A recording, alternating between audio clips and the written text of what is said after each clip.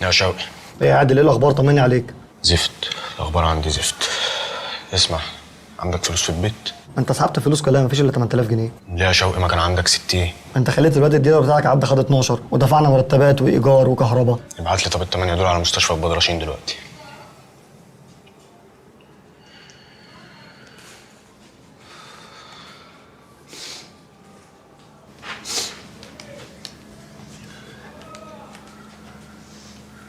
سمير، سيد جمال. حبيبي يا دولا، ايه الاخبار؟ تمام. بقول لك، انت لسه عايز تاخد عربيتي؟ انت ايه ناوي تفرط فيها ولا ايه؟ غصب عني والله. انت اخرك فيها كام؟ دولا انت عارف اخري. 22. انت عربية اسامه لسه عندك طب ولا اتباعت؟ موجوده عندي. طب انا هديك عربيتي واخد عربية اسامه، الفرق ما بينهم يعمل حوالي 110,000. هات لي الفلوس وعربية اسامه وتعالى على مستشفى البدرشين دلوقتي. اعمل لك الورق وبكره الصبح اعمل لك التوكيل ان شاء الله. خلاص هبعت لك حمد اخويا شير لي انت بس اللوكيشن وهتلاقيه عندك. خليه ما يتاخرش بس بالله عليك. سلام. سلام.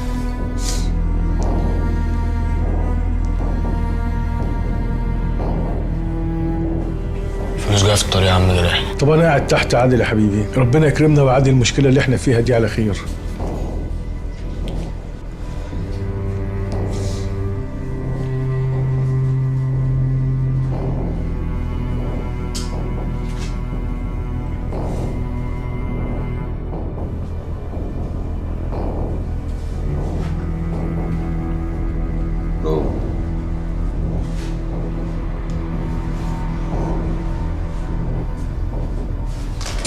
انت مش يا حبيبي، انت متعور في بطنك جامد.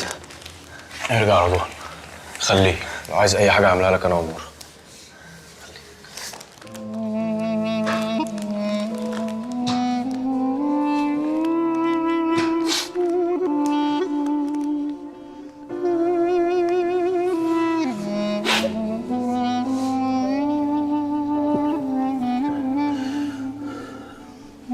يوسف ماتوا.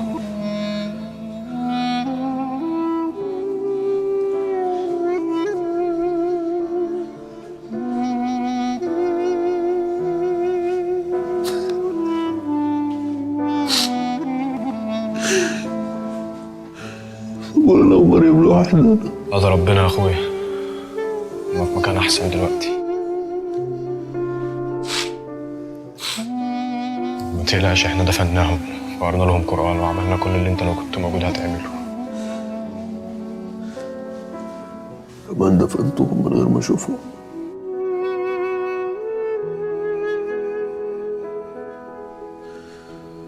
من غير ما اشوفهم يا عادل. معلش يا حبيبي، انت تعبان، هتعمل ايه طيب؟ اودعهم يا نورة،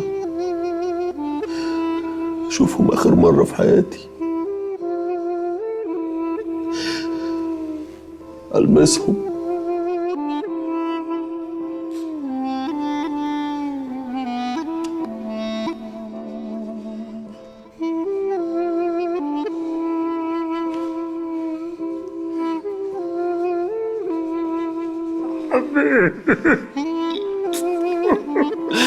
أنا آسف، يا ريتها ما جت معايا، يا ريتها رفضت تيجي معايا يا عمي، كان زمانهم عايشين دلوقتي.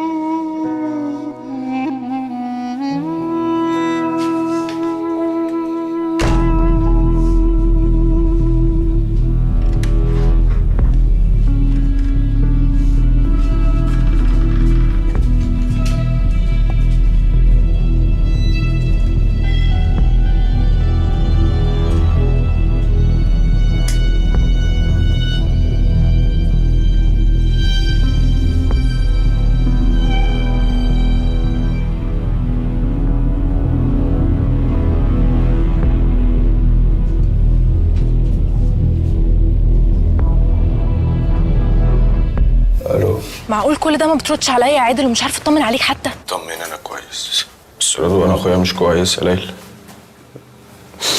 الدنيا زفت حواليا. هو ايه اللي حصل بالظبط عشان ما لحقتش افهم منك حاجه؟ اخويا عمل حادثه كبيره وعمل عمليه في بطنه. ومراته وابنه ماتوا. طب انت فين دلوقتي؟ انا في المستشفى معاه. لقيت نفسي تعبان فدخلت الحمام وقلت اكلمك. طب اجيلك؟ لا مش هينفع. انت فين؟ انا في الشارع، كنت عند واحده صاحبتي. خدتي حاجتك ورحتي عندي عبيت ولا لسه؟ لسه، ما انت مشيت وانا نزلت ومعرفتش اعمل اي حاجه. طب خدي حاجتك واطلعي عبيت عندي وما تسيبينيش. انا محتاجك يا ليلى. حاضر، خد بالك بس من نفسك. خدي بالك انت من نفسك. السلام.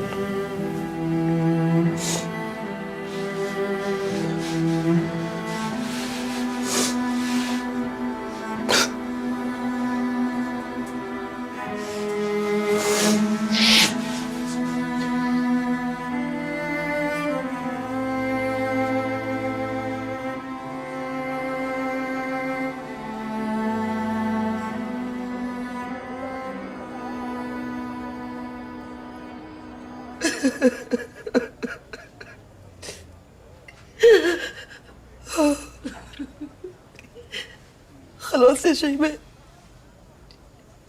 لبنى راحت. لا نسمع صوتها ولا نشوفها تاني. لا هي ولا السيف. حاسه بيك يا ابو لبنى.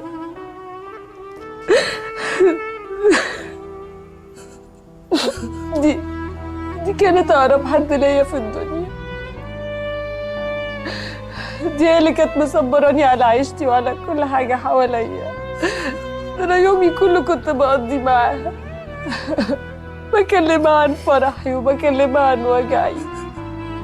كانش ليا حد احكي له غيرها. كانت قلبها زي الفل وبنت جدعه و100 راجل وقلبها ابيض. وكانت لما تزعل من حد تاخد جنب، عمرها ما تعاتبه ابدا.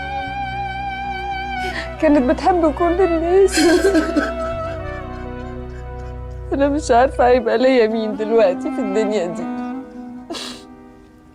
هتكلم مع مين انا دلوقتي غيرها؟ هشكي لمين وافضفض لمين غيرها؟ انا ماليش حد، والله ما ليا حد غيرها. كانت بتحبك قوي يا شيماء.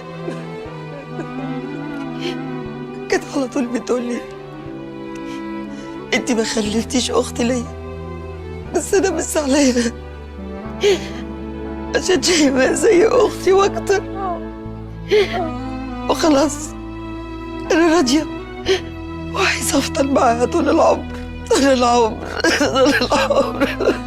يا حبيبتي يا بنتي، الله يرحمها. الله يرحمك يا بنتي. في الجنة ونعيمها يا قلب أمك. إن شاء الله في الجنة، إن شاء الله. تخيلي يا شيماء، ما حدش جه من أهل رضوان يسأل عليا.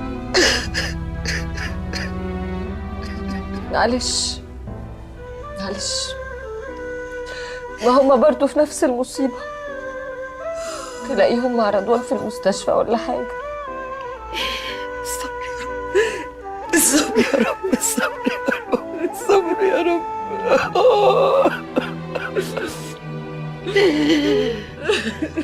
يا بنتي، يا بنتي، يا قلبي.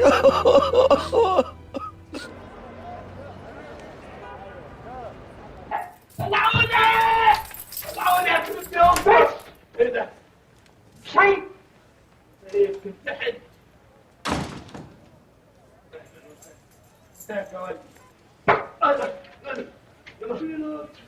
السلام عليكم. السلام ورحمة الله وبركاته. أنا عمك شفيقة ازيك يا ولية؟ فاتحة التلفزيون في الظروف اللي زي دي ازاي يعني؟ اقفلي التلفزيون يا بت ما عندهاش دم صحيح. رحتوا لاخوكوا المستشفى؟ شوية كده وهنروح. عادل ونورة سبقونا، بس الواحد مش قادر يشوفه كده والله. والله، بس اللي حصل له مش شوية، الله يعينه. هي مريم فين؟ هو انت سبتها عند خالتي نجاة؟ نورة خدتها وراحت لرضوان.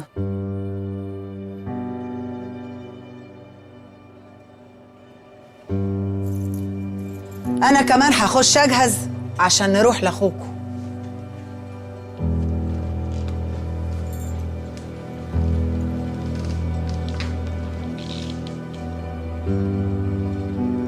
قلت لك بلاش الزفت التلفزيون. وبعدين انا مش فاهم اللي بيحصل. لحد دلوقتي فتحي ما وصلش المعلومه من المستشفى ولا حد اتصل بيه، ونورا وعادل هناك من بدري. يعني لو كان في حاجه حصلت كانوا كلمونا. شكله ما ماتش وحظنا ذكر. طب اقول لك ايه، هتصل بنورة او عادل وكاني بطمن. بفكر في كده من بدري، بس قلقان لا يكون في حوار ويشكوا في حاجه. حوار ايه؟ انا خلاص هموت منكم ومش عارف افكر. انا لو حد حضني هعترف له بكل حاجه. خليها تكلم نورة عشان نفهم. عبد المحسن بيتكلم صح. خلي عبير تكلم نورة كأنها بتطمن.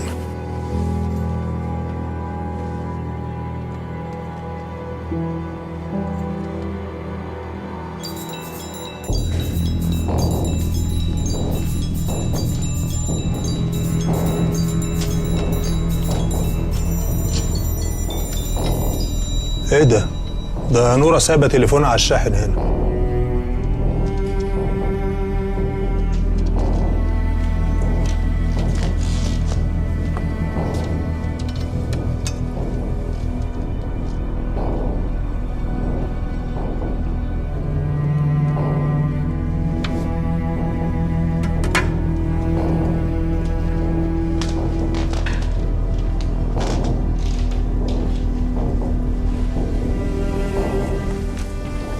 عشان كده ما اتصلتش بينا. طب ما عادل معاه تليفونه، اتصل بعد كده رأفت.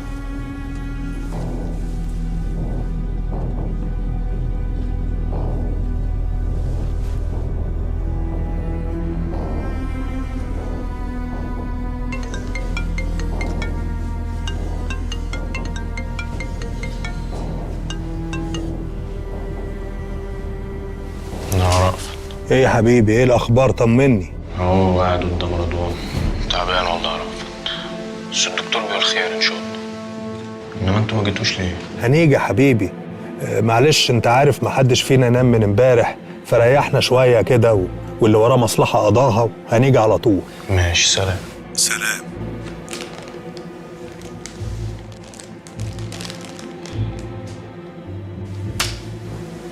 انا قلبي كان حاسس ابن الجزمه ده اللي مش عايز يموت.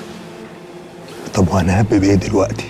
لازم نزوره في المستشفى اللي يشك فينا، واحنا هنقعد معاه عادي عيننا في عينه ومش هيبان علينا. يا اخي ما تجمد بقى وكفايه قرف. حاضر. انا هكلم فتحي.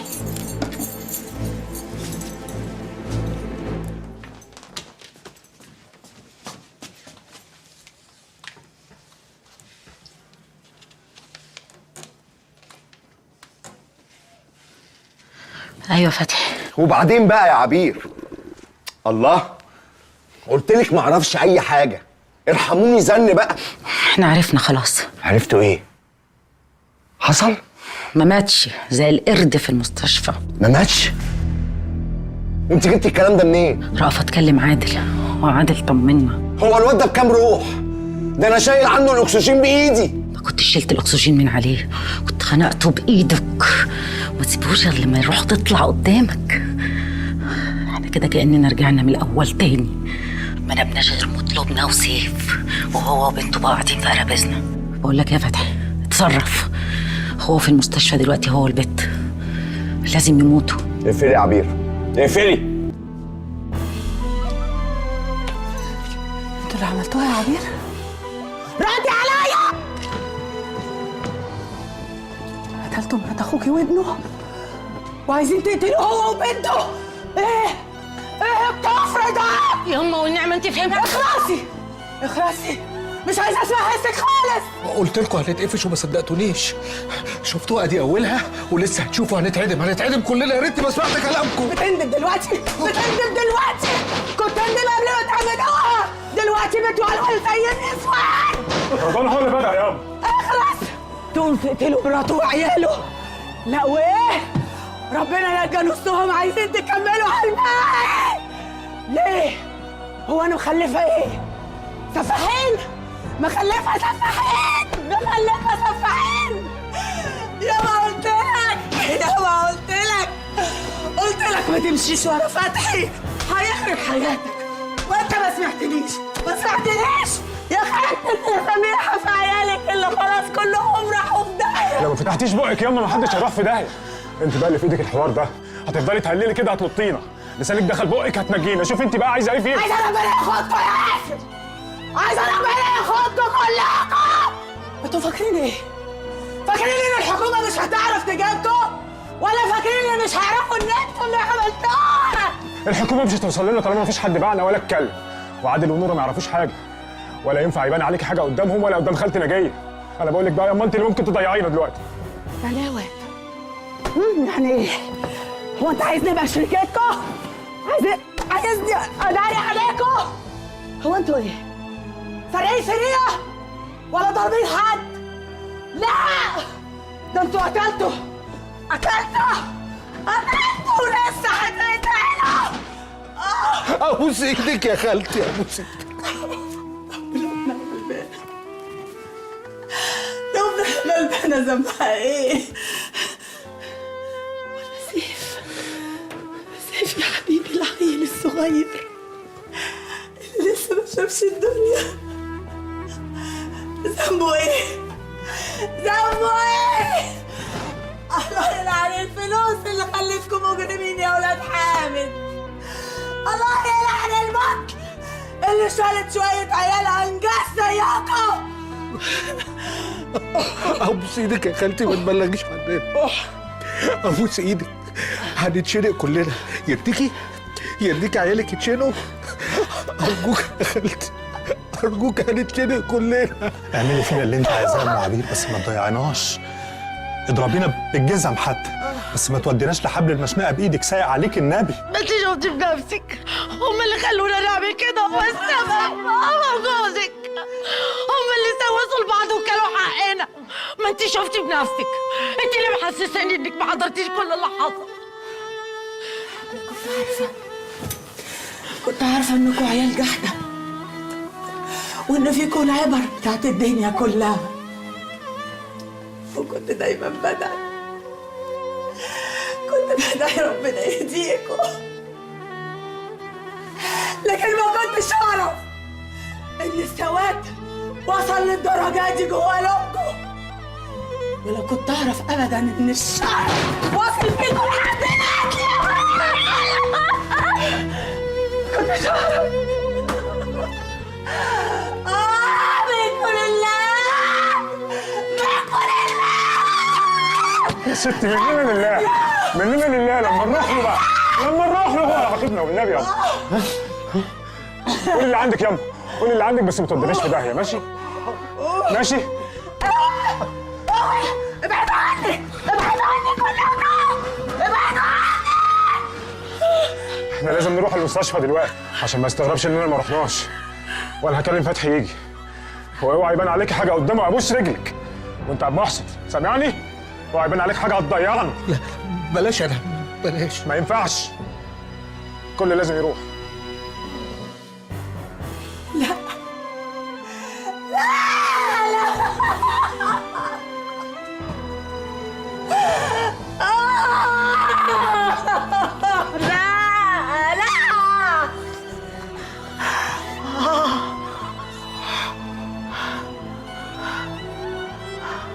عبير يا ام عبير،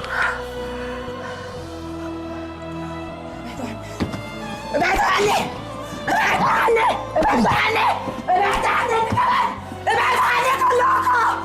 مش عايز اشوف حد فيكم، مش عايز اشوف حد فيكم. ابعدوا ابعدوا ابعدوا ابعدوا عني، ابعدوا عني. انا خايفه منكم، انا خايفه منكم، انا خايفه منكم. المشكلة إن الحركة الكتير بتخلي الجرح يفتح، لازم يريح عشان الجرح يلم.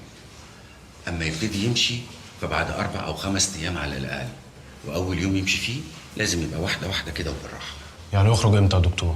مش أقل من أسبوع عقبال ما أطمن عليه. بس هو كده الحمد لله عدى وقت الخطر، صح؟ إحنا كنا فين الحمد لله. ربنا يلطف بيه يا رب. الفترة الجاية بقى العلاج في نفسي أكتر منه من تعب العملية. اكيد طبعا. يا رضوان بس انت خرجت ازاي؟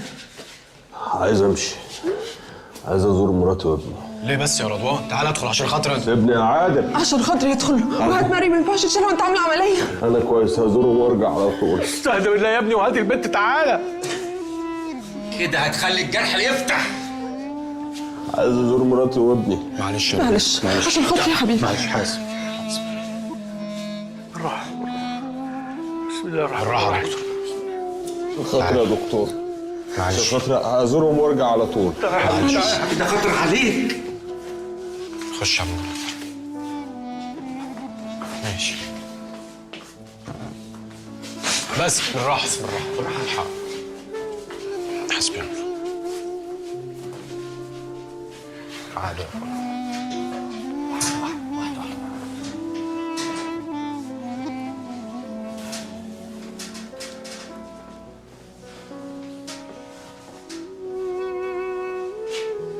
سيبيها معايا. حاضر.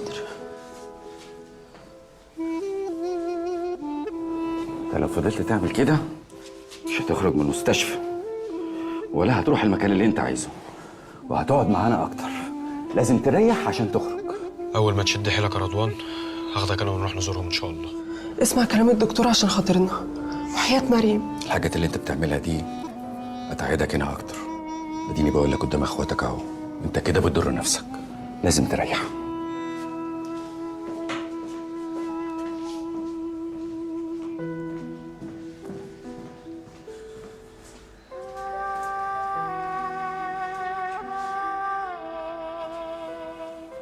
شفت اللي حصل يا غلا؟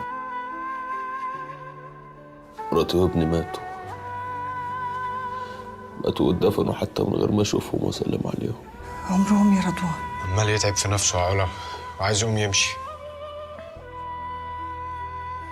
على فكرة أنا بلغت على هاشم بالاسم، هيتعرض على النيابة. هاشم مين؟ طليقي. وطليقك ماله؟ هو طليقك ليه يد؟ عشان كده كان قبلها موجود عندنا في الشارع.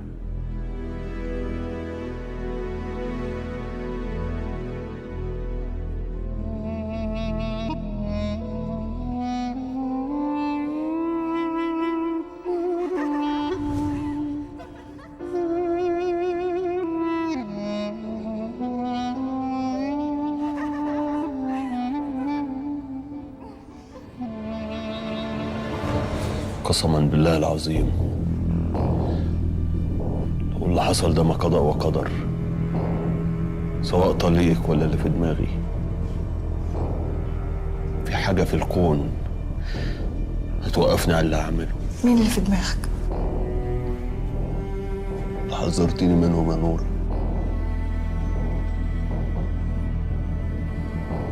اخواتي.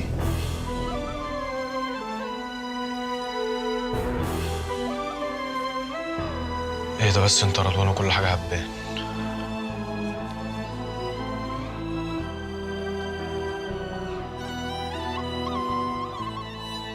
خد اختك وعم جلال وعلا وامشوا. لا مش هينفع نسيبك يا رضوان. مش حمل مناهدة انا دلوقتي يا عادل. خدهم وامشوا وسيبوا مريم تبات معايا، قدلي لي دراعها من تحت. يلا اتكلوا على الله. يلا امشوا سيبوني لوحدي.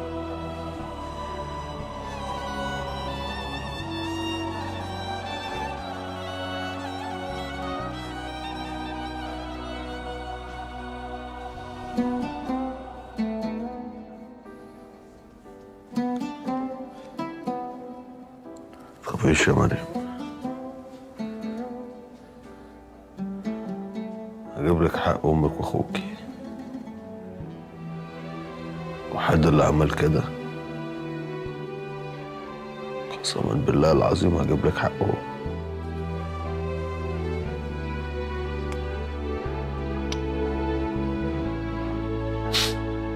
انا اسف يا لبنى، انا اسف يا لبنى.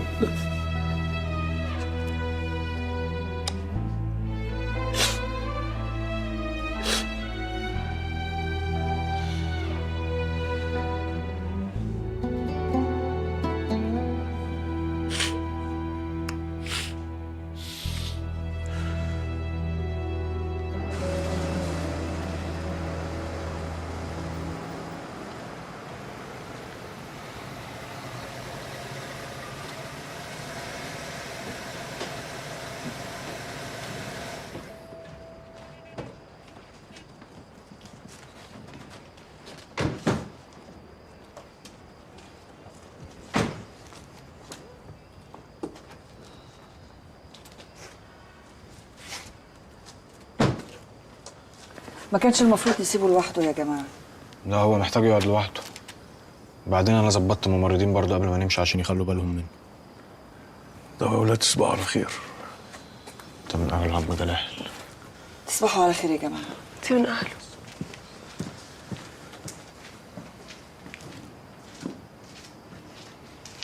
احنا ليه ما قلناش؟ عشان مش وقته يا نور.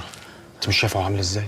ده كده هو لسه ما عرفش، امال لو هيعرف يعمل ايه؟ ده هيولع فيهم يا عادل، هتبقى مجزره. يستاهلوا، دول انجاز. انا اللي قلقان عليه دلوقتي هو. عمال افكر هو هيعمل ايه لو عرف. ده هيودي نفسه في داهيه. انا خايف لو قلنا له يبقى بنضره، وخايف لو درينا عليه يبقى بنخونه وبنضيع حقه. نفس اللي بفكر فيه بالظبط، وخايف عليه برضه. بس اديك شايف دول لسه بيحاولوا يقتلوه هو وبنته. لو محدش حذره هنبقى قتلناه، مش خناه يا عادل. خير خير ان شاء الله. اهم حاجه بس انت خلي بالك محدش ياخد باله من حاجه. اكيد ما تقلقش. ماشي، اطلعي انت دلوقتي. حاضر. طب بقول لك ايه، ما نبلغ عنهم. نبلغ عنهم ايه يا نور؟ استني بس لما رضوان يفوق كده يبقى يشوف هو عايز يعمل ايه. ماشي، اطلعي انت دلوقتي يلا. خد بالك على نفسك.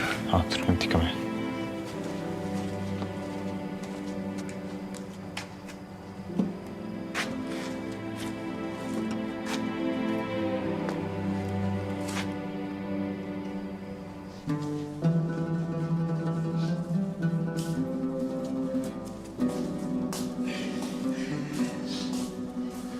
يا خالتي انا جاي تعرف ابوس ايدك. ها؟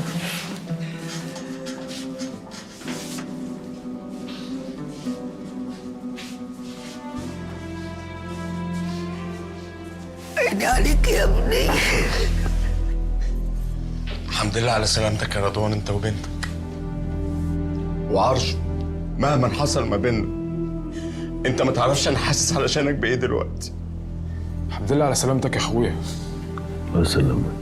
الله يرحمهم لبنى وسيف، قطعوا قلبي. ربنا يرحمه في الجنه ان شاء الله يا اخويا. احمد ربك يا ابني، استعن بيه على مصيبتك، يمكن يبرد قلبك ويقويك على انك تنسى. انسى ايه؟ مراتي وابني.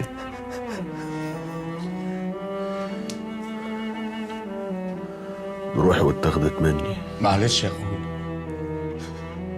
ربك كبير وخلق النسيان عشان يريح قلوبنا، وانت بتحب ربك وبتشكره، فواجب عليك انك تشكره في المصايب اكتر. انا عارف يا حبيبي انت حاسس بايه دلوقتي، وعارف ان احنا مهما اتكلمنا ولا قلنا عمرنا ما هنقدر ننسيك ولا نصبرك. بس معلش، واجب علينا في شدتك نقول لك الكلمتين دول عشان تقوم كده وتقف على رجلك وتصلب طولك، على الاقل عشان خاطر بنتك دي ملهاش غيرك دلوقتي يا رضوان، ولا غيرنا طبعا. وانت عامل ايه دلوقتي يا ابني؟ بتتحسن على العلاج ولا لسه موجوع من العملية؟ قلبي وجعني اكتر من اي حاجه.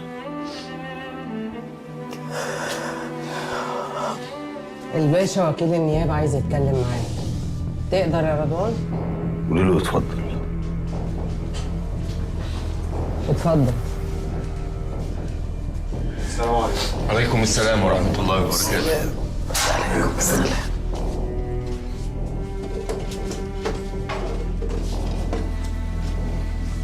الف سلام عليك. بقاء لله. حياتك الباقيه. انا مش هطول عليك، انا بس جاي اسالك بخصوص هاشم محمد الحلواني، طليق علا احمد حسين المرشدي. اتهمته انه بعت لها رسائل بيهددك فيها. انا يا باشا سمحت لك بالدخول عشان ما ينفعش تيجي لحد عندي واقول لك مش قادر اتكلم، بس فعلا والله العظيم مش قادر اتكلم ولا اعرف اي حاجه. كل اللي اعرفه ان انا عملت حادثه وراح فيها مراتي وابني. ايه يا رضوان موضوع طريق علا ده؟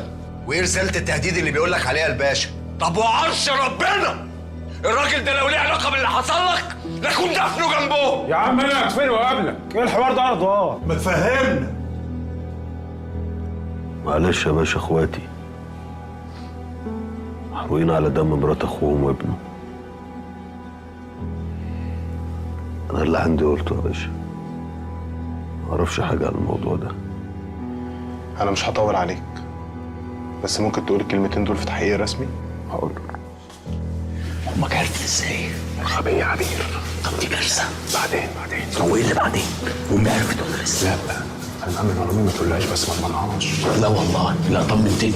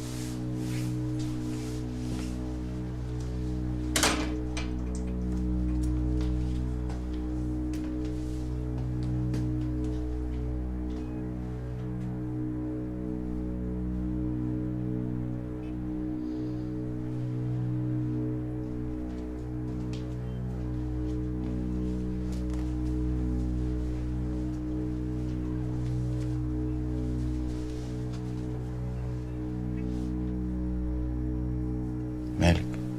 واقفة كده ليه؟ انت اللي عملت كده في رضوان يا فتحي. ايه اللي انت بتقوليه ده؟ انت ازاي اصلا تفكري في حاجة زي كده؟ اوعى يا فتحي تكون انت اللي عملت بس كده. بس بس بس ما تكمليش. ربنا يهديكي لنفسك يا شيخ. انت يظهر يا شيماء علشان ما عندكش اخوات، فمش فاهمة ايه معنى كلمة اخوات. مهما اتخانقوا ولا اختلفوا اخوات، مهما استحلفوا لبعض وقالوا هنعمل ونسوي يبقوا كدابين عشان اخوات. مهما حصل ما بينهم، مهما حد فيهم زعل التاني، اللسان هيقول ويهلل والقلب هيقول له اقعد، ولا هتقدر تعمل حاجة. انا همنعك. رضوان اخويا يا شيماء، لبنى دي مراته، سيفي يبقى ابن اخويا، يعني انا عمه. ازاي تفكري في اني ممكن اعمل كده في عيلة اخويا؟ ايه؟ عشان عصبي وبقول اي كلام في عصبيتي؟ فرق كبير قوي يا دكتورة ما بين العصبي والسفاح. اللي يعمل كده في عيلة اخويا يبقى سفاح، لا له قلب ولا دين. وبيتهيالي فتحي جوزك مش كده يا بنت الاصول، ولا ايه؟ انا وقت ما حصل اللي حصل شفت عبير وياسر وعبد المحسن في الصيدليه متجمعين كده كلهم، شكلهم كان غريب ومريب، كانهم عاملين عمله. وانت النهارده في المستشفى طريقتك كانت غريبه قوي برضو. كنت مبالغ فيك كده وكنت عمال تطرطش حب وحنيه لرضوان، محروق عشانه قوي. بالنسبه لموضوع ياسر وعبد المحسن وعبير، انا مش عارف ايه الغريب في انهم قاعدين مع بعض. يعني هم بيقعدوا مع بعض عادي، وبعدين ما تروحي تساليهم، هم بتساليني انا ليه؟ اما بالنسبه بقى لطريقتي في المستشفى وحرقتي على اخويا اللي انت مستغرباها قوي دي، فالعيب مش عليكي، العيب عليا انا، عشان طول الوقت بتكلم عنه بعصبيه وبقول اي كلام فشككك فيا، خلاكي مش قادره تميزي ما بين اني متعصب ولا بكره، ما بين اني متزفت ولا عاوز اذي. يا شيماء، يا شيماء، رضوان ده اخويا الصغير، اخويا الصغير، واللي حصل له ده هزني ووجعني قوي. لبنى وسيف تعبين قلبي قوي يا شيماء، قوي. ويمكن كمان الفترة الأخيرة دي كتر خلافاتي معاه وعصبيتي عليه خلاني حاسس من ناحيته بتأنيب ضمير، ومزودة الحنية اللي حضرتك بتقولي إن أنا كنت بطرطشها النهاردة في المستشفى. ممكن بقى ننام لو سمحتي عشان أصحى الصبح بدري وأروح لأخويا؟ ممكن؟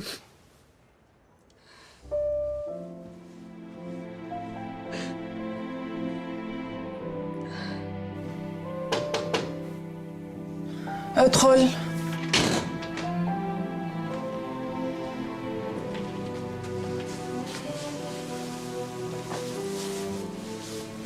يا نورة طمنيني عليكي. الحمد لله. الحمد لله. انا ما اعرفش مالنا، بيتنا اتحسد ولا ايه؟ ايه اللي بيحصل لنا ده يا نورة؟ مش عارفه ايه ده يا ياسر، بس إرادة ربنا. هنعمل ايه؟ فكرك ممكن يكون طليق علا هو اللي عمل كده؟ معرفش، بس زيادة قوي. إلا لو كان في حاجة بين رضوان وعلا أيام ما كانت متجوزاه وإحنا مش فاهمينها بقى. كله هيبان. ده لو هو انتوا مش لازم تسكتوا. اكيد هتجيبوا حق رضوان مهما كنتوا زعلانين منه، صح؟ طبعا يا نورة، إزاي ده أخونا مهما حصل يعني. مصارين البطن ما هي بتتخانق. انا عارفه يا ياسر، عارفه ان انتوا مش هتسكتوا على حق رضوان مهما حصل بينكم. أيوة عليكي. صحيح أنت نسيتي تليفونك وأنت نازلة. بيفصل كل شويه فحطيته في الشاحن، بايظ من زمان. بتخليك جدع يا ياسر وتجيب لي تليفون جديد. وماله يا حبيبتي، هجيب لك تليفون طبعا، بس شوية كده أصل الدنيا مقشفرة اليومين دول. بتبصلي كده ليه؟ افتكرت فتحي لما كان متعصب واتكلم عن موضوع رضوان وعياله. أنا نفسي لما حصل اللي حصل ده شكيت فيه. بذمتك أنت ما شكتيش؟ اخص عليك يا ياسر. فتحي لما قال كده كان متعصب زي ما بتقول، مش عارف هو بيقول ايه. وبعدين ما هو بعدها قال قدامك انه مش هيعمل كده. اوعى يا ياسر تشك في اخوك. في حد برضه يقتل اخوه وعياله ومراته مهما كان زعلان منه؟ أيوة صح. أنا برضه لما سألته رد عليا زي ما أنت قلت كده. أنا أصل عيب إني شكاك، وأنت عارفاني. مش في اخوك يا ياسر، اوعى تشك في اخوك، ده اخوك. أيوة عندك حق.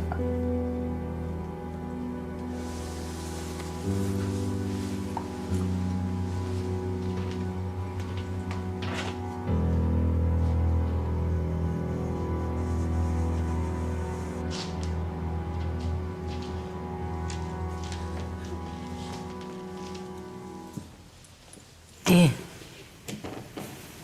تمام. قعدت أقلب فيها يمين وشمال ومش شاكة في حاجة. فين عبد المحسن؟ ماشي. أنا خايف الواد ده يتهطل ويحكي لمراته حاجة. ما تخافش، أمنت عليه ما يفتحش بقه عشان كان عندي نفس قلقك. اللي مخوفني إنه مفضوح وتحس إنه عامل عملة حتى وهو ساكت. لو حد شافه كده عادي، ما احنا عندنا مصيبة وحالة وفاة، طبيعي يبقى شكله متضايق. تفتكر ممكن يقول لعظيمة أي حاجة؟ خليه بس يحكي لها وأنا خليه يحصل لابنه وابنها. أنا تعبان وداخل أنام. أنا كمان هنام. مش هتنام يا عبير؟ يلا.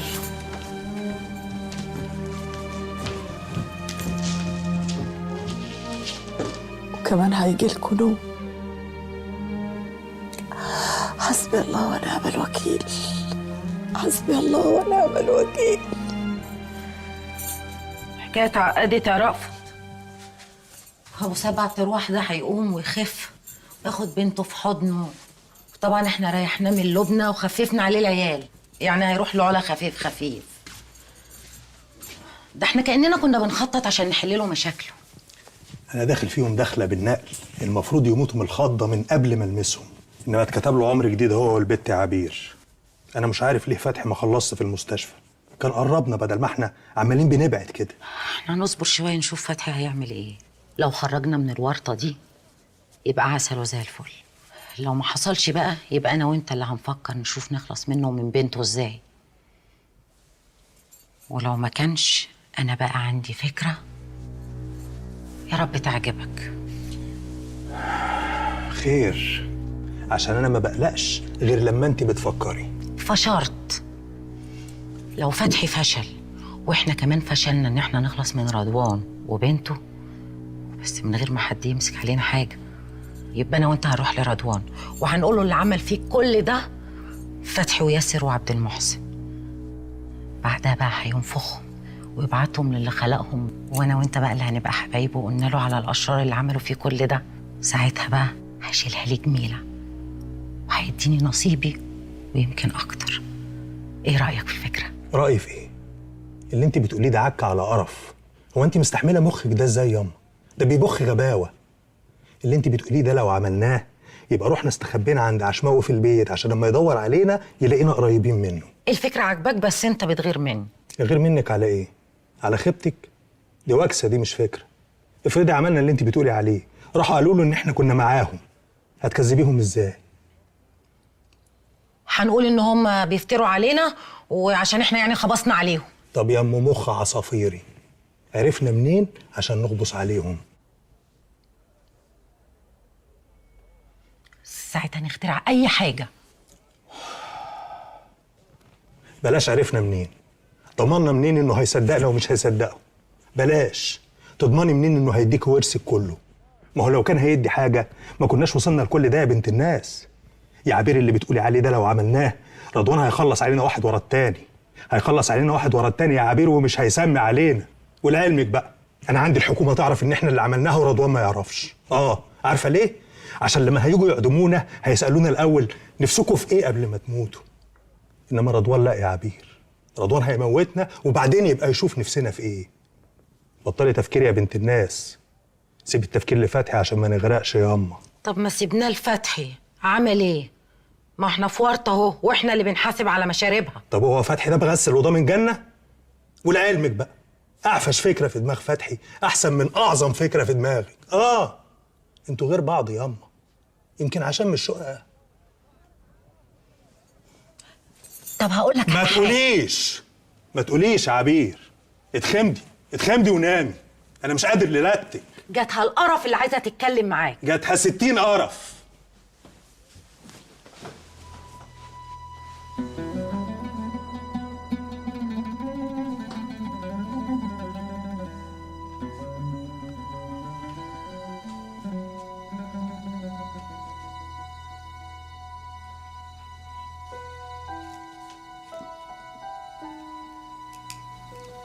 في ايه مالك؟ هاشم في الاسم هيعترض على النيابه، وقلت ان شك انه هو اللي عمل كده في رضوان. ليه يا عمي تعملي كده؟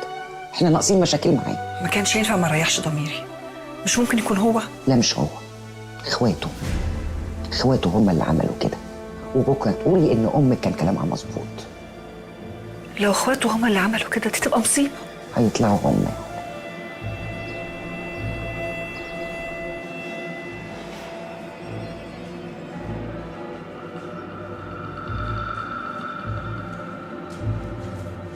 راح فين؟ مش عارفه يا دكتور، مش عارفه.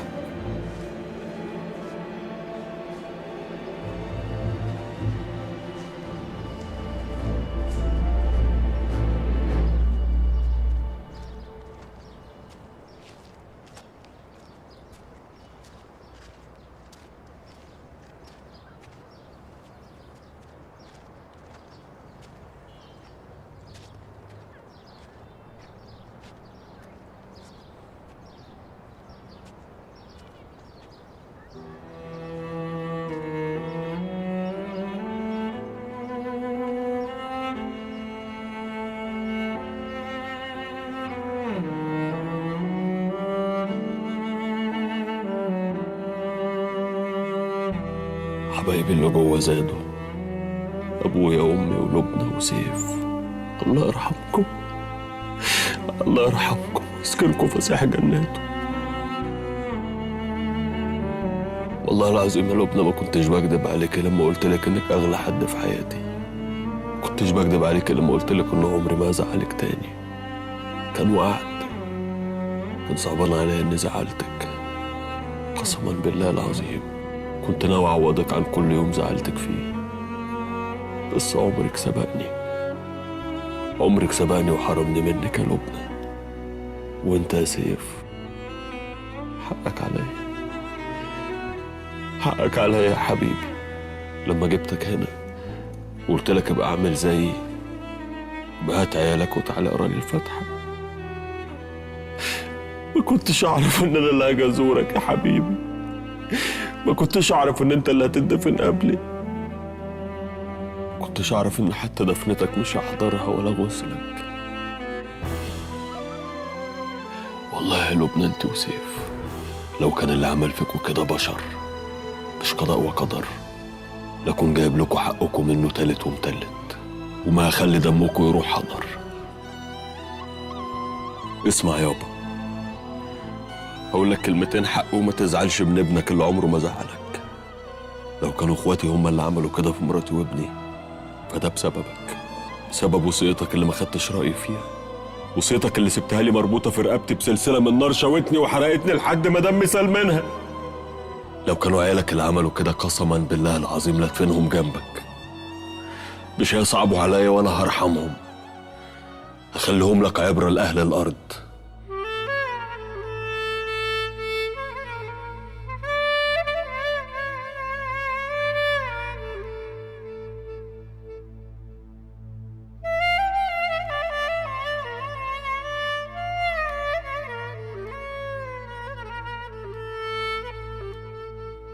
ملناش الا بعض يا بنتي يا حتة مني بقينا، ملناش الا بعض فاتونا اغلى الحبايب وسابونا لوحدنا.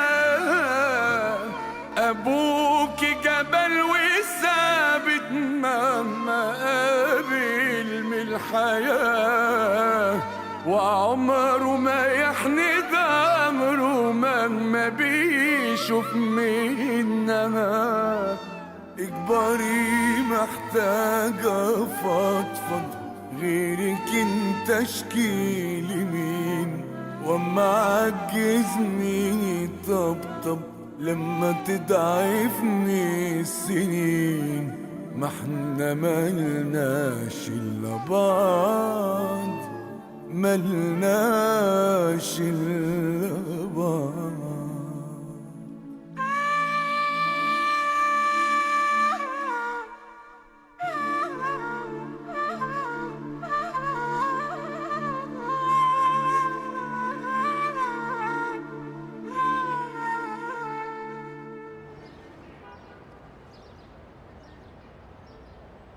هو مستر ايمن قفش اني غبت من الشغل يا ندى؟ لا، هو يقفش ليه وانت عندك حالة وفاة؟ علشان ده لسه تاني يوم شغل غبت. هو انت يعني كنت عارفة ان قريبك هيموت تاني يوم شغل؟ بقولك ايه يا علا، ما تقعديش تشغلي نفسك بتفاصيل تاكلك راسك، ركزي في شغلك واعمليه كويس وبس. والله انا بعمل كده، بس اليومين دول ظروف منيلة. انت متجوزة يا علا؟ طلقة. عندك عيال؟ لا. طب الحمد لله، ده انا ما شفتش واحدة متطلقة ومعاها عيال لو طافحة كوتة. يا ستي ما انا طفحها كده ولا كده لوحدي. طب بقولك ايه يا لولو، ما تحكي لي حكايتك كده. هو ده وقته يا ندى؟ ابقى احكيها لك بعدين. خلاص يبقى احكي لك انا بقى حكايتي. ابوس ايدك لا، انا تعبانه قوي ومحتاجه اركز في الشغل، وشويه الطاقه اللي عندي عايزه اشتغل بيها. بقول لك ايه يا ندى، ما تزعليش مني، انا مش قصدي اغلس عليكي، بس بجد تعبانه. يا بنتي انا اصلا ما عنديش دم.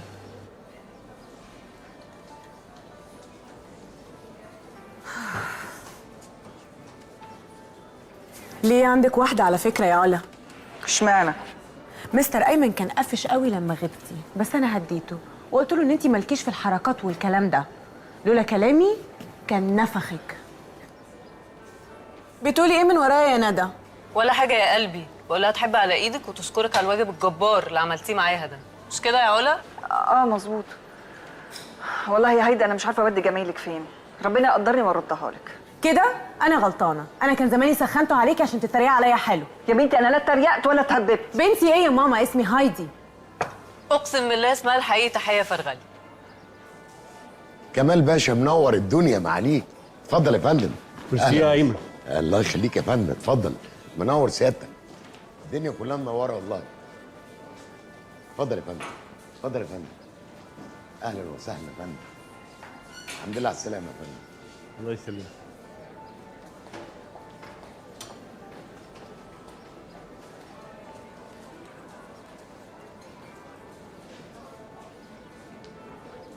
اهلا يا كمال بيه، منور الدنيا. ازيك عامله ايه؟ ميرسي. ده بقى كمال عناني من اغنى الناس في مصر، وتحيه قصدي هايدي هتموت وتعلقوا، وهو لا هو هنا نفسها يا عين امها في طياره خاصه وبيت في اليونان، وفي الاخر هتتجوز محصل النور. وهفكرك يا ستي يا حره، المهم تبعد عني لحسن حطاني في دماغها جامد. دي حاطه اي ته مربوطه في دماغها، مش انتي بس، دي لو شافت قطه انتايه معديه هتغير منها.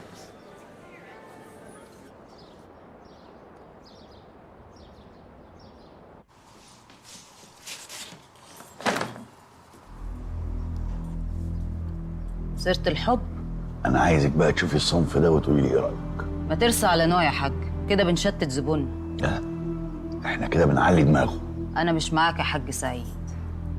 لما الزبون بيتعود على صنف وياخد منه فرشه، شوف بتقعد معاه كام يوم، هو وشربه بقى بيحصل بينه وبين الصنف عشره، زي ما تقول كده بياخدوا على بعض، وكرف الحته اللي معاه يخليه يدور على اختها حتى لو اديته حاجه اعلى. برضه شوفيه وقولي لي رايك.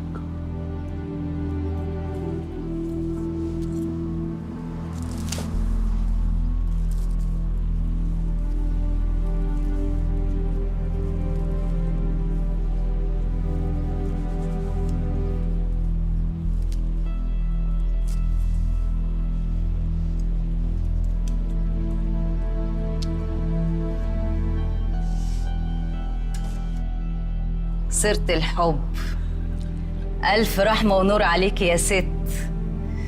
الله يرحمك يا صاحب الفضل، كان هيحب الصنف ده قوي، كان بيموت في سومة.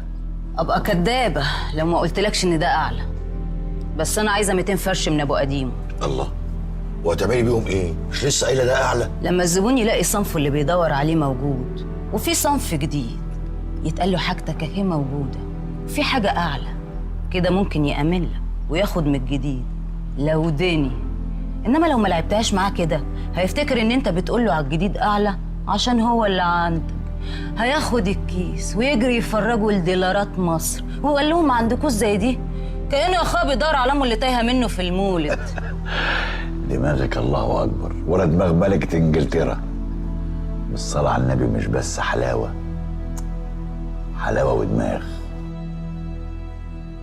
تسلم يا حاج. عموما 200 فرشة هيكونوا عندك بعد العشاء. بس كنت عايز أقول لك على حاجة صغيرة كده. خير؟ الشغل ملخبط اليومين دول، وانت من ساعة ما اتجوزتي اسم النبي حرصه وسايبه الشغل على مسعود، وانا بقول لك في وشه اهو واسع عليه، وزباينك بدأوا يسيبوكي ويروحوا لغيرك. صح الكلام ده يا مسعود؟ صراحة يا ست الكل، محدش بيعرف يدورها غيرك، ودايما وانت راسك مش معانا يعني اكيد في حاجات بتقع يعني، والبركة في وجودك. وجودك برضو يا ست الكل بيخلي الكبير والصغير مظبوط. وانت بعمرك اللي مقضي نصه معايا مش عارف تدورها ليه؟ نغة ولا بتحبي؟ في ايه؟ ده انت اكتر واحد معاشرني، بعمل ايه ما تعرفش تعمله يعني، وتسمعني من اللي يسوى واللي ما يسواش كلام ملوش لازمه. لا مؤاخذه يا حاج. طب اسمحي لي بقى يا ست الكل، انا هشد عليهم، بس لو حد اشتكى لك. اشتكى لي مين يا مولانا؟ اللي يعديك ويشتكي لي يبقى مستهيفك، دوس عليهم بالجزمه، واللي يعترض غور اللي جابته، ما ترحمش حد. دي مش طابونه يابا، ده اكل عيش واسم شقت في امه سنين. في ايه يا مسعود؟ حقك عليا يا ست الكل. خش هات ارنب ونص من جوه للحاج. حاضر. ممكن عليكي بالجوازة دي ايه؟ ما كنت خدت اللي يدورها لك بصباع رجله الصغير من غير ما تشقي. لو كان ليا فيك كنت خدتك، انا ماليش في اللي فوق السن، كفايه عليا الله يرحمه. البركه في الشباب يا اخويا، ولا ايه رايك؟ ده انا شباب اكتر من اي حد يا فادو. شوف الراجل يا اخويا، صلى على النبي، ده انت اللي قدك على سجاده الصلاه، وما بيصحى من النوم بينبسط ان ربنا مد في عمره يوم. ما تزعلنيش منك الله يرضى عليك، خلينا اخوات وحبايب. فلوس يا حاج. وصل الحاج، انا داخله اخد دش عشان لزقت. البيت بيتك يا عمري. حمام العافية يا فدوى.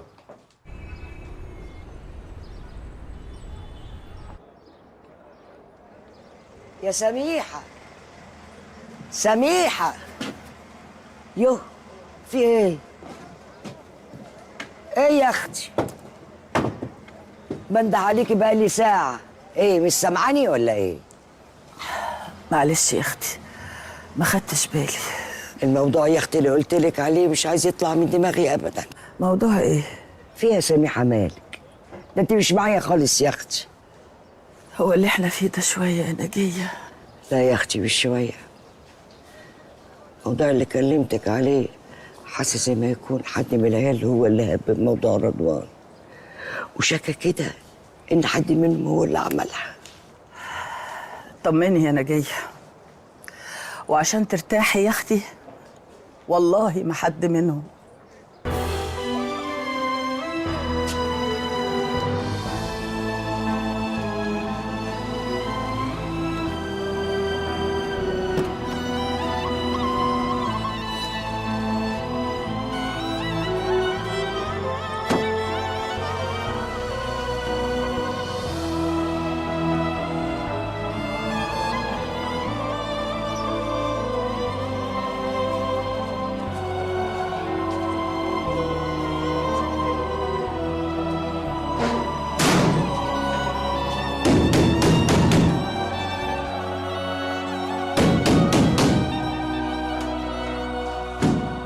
انت مين؟ فتحي فين؟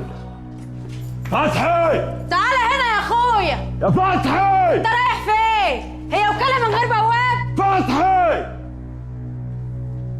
انا شفتك مره وانت واقف على السلم، كنت بعلق الصوره وانت كنت واقف بتبص عليا، افتكرتك واحد من العمال اللي شغالين في الدور اللي فوق، بس كده لا، شكلك مش منهم.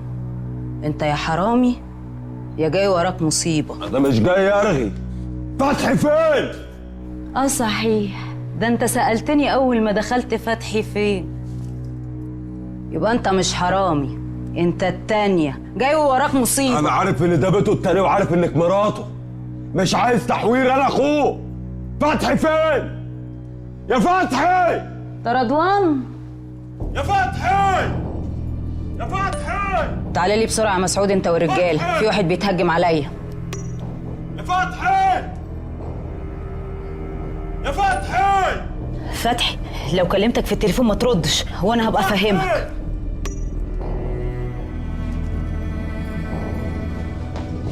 قسما بالله العظيم لو ما قلت لي فتحي فين.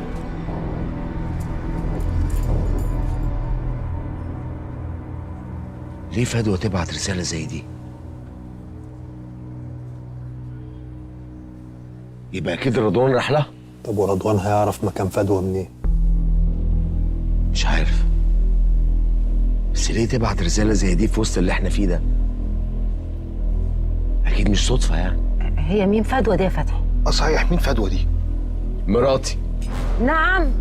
هو انت اتجوزت على شيماء من امتى؟ وليه ما تقولناش؟ وقته ده وقته، وقت حشر مناخير امك دلوقتي. بص يا فتحي، بصراحة رضوان عرف مكان بيت فدوى بسببي. نعم؟ يعني ايه مش فاهم؟ ما انت لما قلت لي روح مطر شغل المقاول ما عرفتش، فخدت معايا رضوان يقيس الشغل، وهو نازل شاف فدوى بتعلق صورة ليك بس، وكتاب الله ما قلت له حاجة، هو اللي هرش لوحده. مش هحاسبك دلوقتي يا ياسر، الحساب بعدين.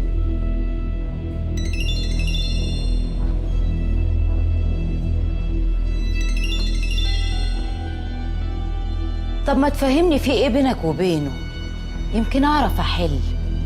زعلك في حاجه؟ هلبسك اسود عليه فتحي. ده انت شايل منه بالجامد، شكله عمل حاجه كبيره.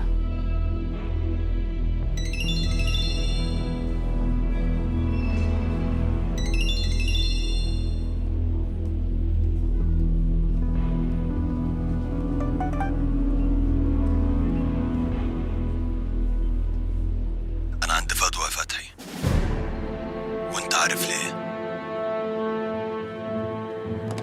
أكيد رضوان مش هيعمل حاجة لفدوى يا فتحي، صح؟ أنت بالذات تخرس خالص عشان أنت السبب في كل ده. هو بيتكلم صح يا فتحي، رضوان مش هيعمل حاجة لمرة. انت بتقول كده ومطمن عشان عارف رضوان زينا، بس ده قبل ما نقتله مراته وابنه، لكن دلوقتي هتعرفوا رضوان تاني. هو رضوان ليه زام فجأة كده النهاردة؟ أكيد في حاجة حصلت. ده أنت وياسر لما طلعتوا له كان شبه متأكد وما زامش الزومة دي. أكيد عرف حاجة أو وصلته معلومة أو حد أكد له. نورة كانت بتثبتني يا فتحي.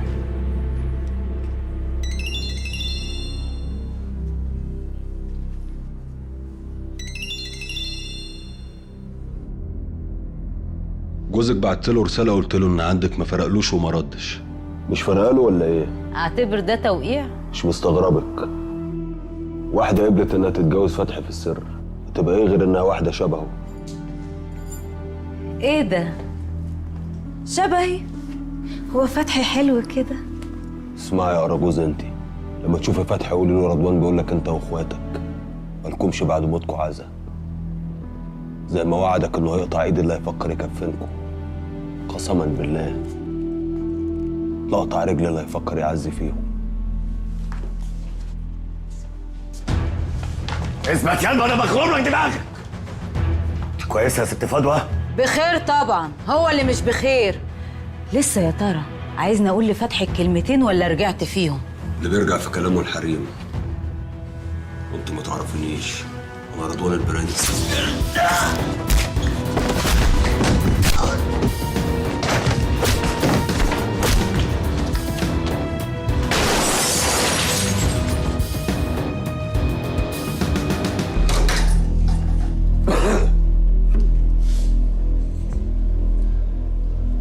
ما تنسيش الكلمتين اللي هتقولهم لفتحي.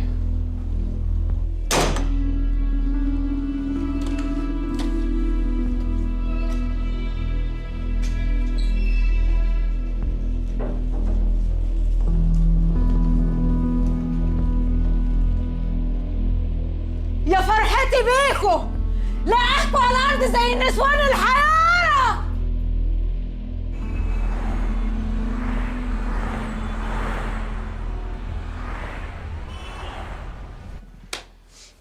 وبعدين احنا هنفضل قاعدين كده ساكتين؟ ده ممكن يروح يعمل مصيبه. ما هو طردنا يا ماما، مش عايز حد معاه. طب ايه؟ نروح له تاني؟ نروح له. انا حاسه ان احنا غلط ان احنا قلنا له، هيودي نفسه في داهيه. كنا بلغنا البوليس؟ طبعا كنتوا بلغتوا البوليس، احسن ما تقولوا له. واحد ضيع منه مراته وابنه وعرف ان اخواته هم اللي قتلوهم، اكيد طبعا هيفكر يقتلهم ويودي نفسه في داهيه. كنتوا خدتوا رايي، اللي هببتوه ده قله عقل. اهو ده اللي حصل بقى، ده اللي جه في دماغهم. دلوقتي لازم نشوف ازاي نمنعه يودي نفسه في داهيه. انت بتقدري عليه يا ماما، اطلعي له. دي ماما، فاكركم رضوان نزل لها بعد ما عرف؟ ردي بس كده شوفي هتقول ايه. ايوه يا نوره، عاوزاكي يا حبيبتي تروحي صيدليه العشري عشان تجيبي دواء الضغط لخالتك نجيه، عشان ما فيش حد من اخواتك هنا، مش لاقي حد منهم، وصيدليه فتحي مقفوله. ماشي حاضر. واضح من صوتها انها ما عرفتش حاجه. طب انا هروح بسرعه وارجع لكم نطلع له. استني بس، انا هاجي معاك عشان ما تروحيش لوحدك. هنروح ونرجع لكم على طول.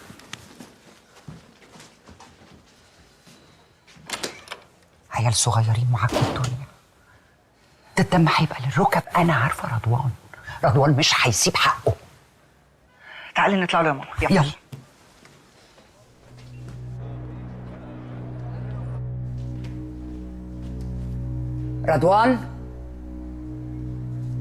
رضوان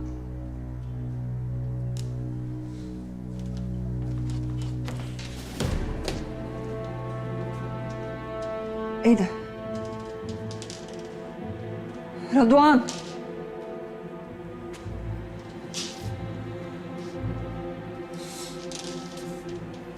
هو انت نزلت؟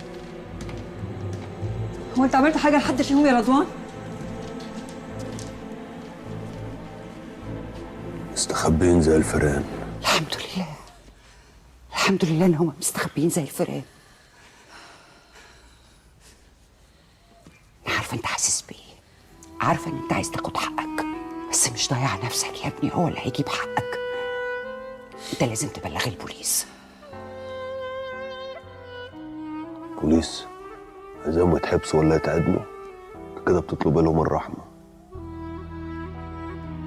الطفل اللي مات ده ليه اب يجيب حقه. الست اللي ماتت دي كانت متجوزه راجل.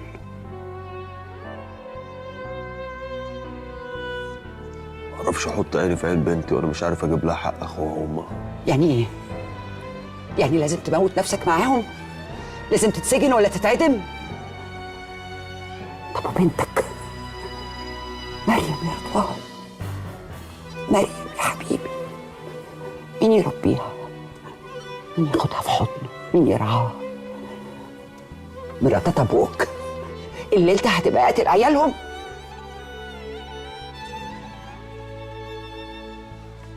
فكر في اللي عايشها يا رضوان، في اللي هتموت لو انت ضاعت او جرالك حاجه. بنتك ملهاش غيرك واللي بقالها انت وبس. لو بتحبها ما تضيعش منها ابوها، كفايه امها واخوها. عمر اللي بياخد حقه بالقانون او بالعقل ما كان جبان او ضعيف، ولا هيتقال عليه ما جابش حقه يا رضوان. احنا مش في غابه ولا ايام الهكسوس، وانت مش مجرم حتى لو هم مجرمين. وتسجيل العلا قالت لي عليه كفيل يعدمهم، وهتبقى خدت حقك وزياده كمان. انت عارفه ايه اللي قاهرني يا ام علا؟ انه والله العظيم ما اكلت حقهم. دي وصية ابويا، كتب كل حاجه باسمي وقال لي تديهم حقهم لما يلتزموا القبله ويتصلح حالهم. والله اقنعتني ان ارجع لهم حقهم لابنه، اللي قتلوها قبل ما تموت بدقايق. طلع عشان خاطر عيونك هكسر وصية ابويا. اول ما اوصل قد اخواتي حقهم. شفت هي عملت عشانهم ايه وهم عملوا فيها ايه؟ مش اخوات، قتلونا انا وعيالي. ولما ربنا نجاني قالوا ليه؟ استكتروا عليا اني عايش، ففكروا يقتلوني تاني. قسما بالله العظيم ما هسيبها. هجيب حق مراتي وابني، هجيب حق بنتي اللي حرموها من اخوها وامها.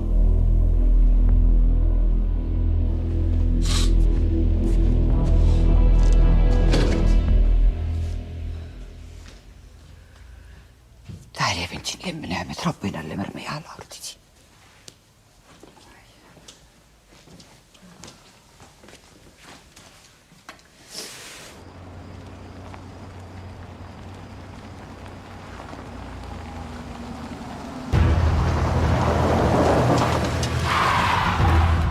خش يا نور. تعالى يالا، تعالى يالا، تعالى يالا. تعملوا ايه؟ تعالى تعالى يالا، اركب يالا. يلا يا بنت. يلا هات البنت دي. يلا يلا يلا. ابصر هات عربية الشمام دي اختك وتعالى. حاضر حاضر. يلا يلا بسرعه.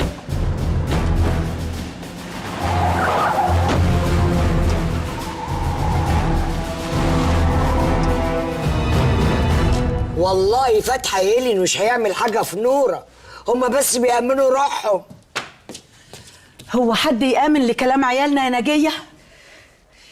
أنا خايفة لأكون رميت البت بإيدي في النار. الله يخرب بيت عيال اللي معيشنا في الرعب ده كله. واي رعب يا اختي؟ ده انا قاعده كده زي ما اكون عامله ومصاريني كلها متشبكه ببعض.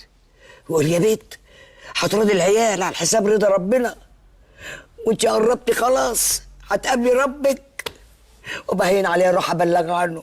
ومن سمعك يا اختي، ده انا حكيت لك عشان اقسم همي معاكي، ما كنتش قادره اشيله لوحدي. هم تقيل قوي يا نجيه، ما يقدرش عليه اقوى بطل. وزيك اللي خارسني عن قلت الحق، هم عيالي ووكستهم وسواد قلبهم. بس برضه يا نجيه ما ينفعش نأذي عيالنا حتى لو على حساب نفسنا انا وانتي، وحتى لو على حساب رضوان. رضوان الله يكون في عونه، ده شاف اللي ما شافهوش بشر. بس سيف قلوبنا صعبانين عليا قوي، حارقين قلبي. برضه يا نجيه ما ينفعش نبيع عيالنا، ده احنا ملناش غيرهم حتى لو غلطوا يا اختي. غلطوا يا سميح؟ دول قتلوا عايزين يقتلوا، والواد شكله كده زي ما يكون عارف. دي تبقى مصيبه لو كان عارف. يبقى عيالنا خلاص راحوا يا سميح، عيالنا هتموت. ألف بعد الشر عليهم، بعد الشر. بلاش ترعبيني أكتر ما أنا مرعوبة. حكيم أنا عارفة رضوان طالع لأبوه، ما بيسيبش حقه وما بيخافش من العباد.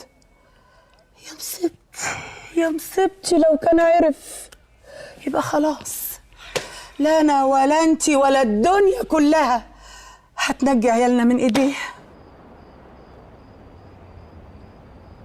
ضربهم المواكيس وهو متعور. اما لو كان سليم جاتهم خيبه. خيبة واحدة جاتهم 1000 خيبة. ده أنا هموت على السفرة.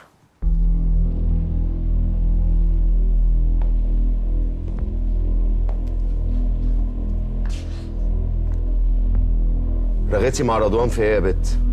ما رغتش في حاجه. بتسيء عليا؟ طب ده حتى عيب، ده انا اكبر منك ب20 سنه. يعني مش هشتري الصعبات مهما حاولتي تبيعي لي. ويا فتحي الطريقه اللي انت جايبنا بيها دي، انت خاطفنا. انت صحيت؟ دورك لسه ما جاش يا شمام انت.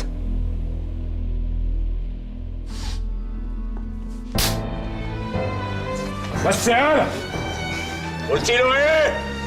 انا اللي قلت لرضوان على كل حاجه. كل حاجه؟ كل حاجه اللي هي ايه بقى؟ انت عارف يا فتحي. لا انا ما اعرفش، قول لي انت. مين بقى فينا اللي بيسيع؟ انت.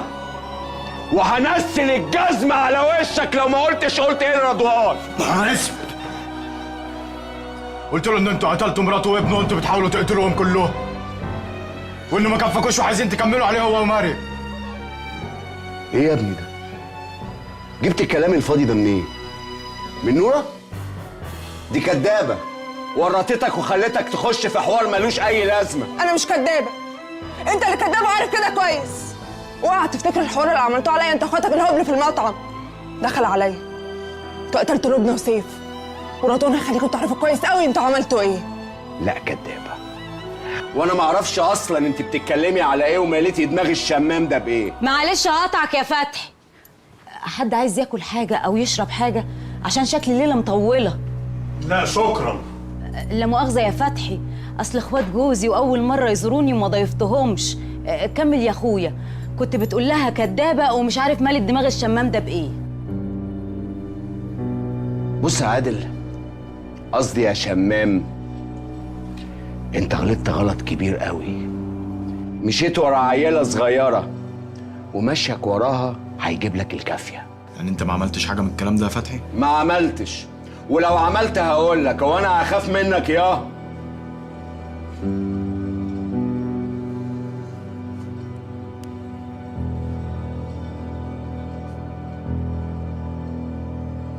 ده ب7 أرواح، ده ماسك في الدنيا هو وبيته. يا ريتهم يا أخي كانوا غاروا في داهية وحصلوا الولا سيف ولبنى. تشتغلين يا نورة؟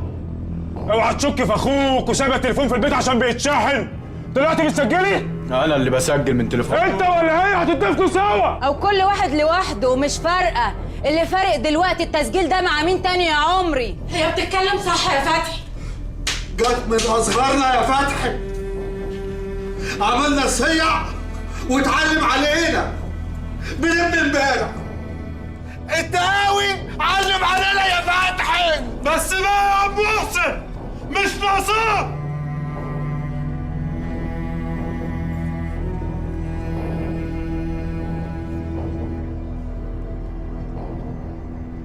التسجيل ده مع حد تاني يا عادل؟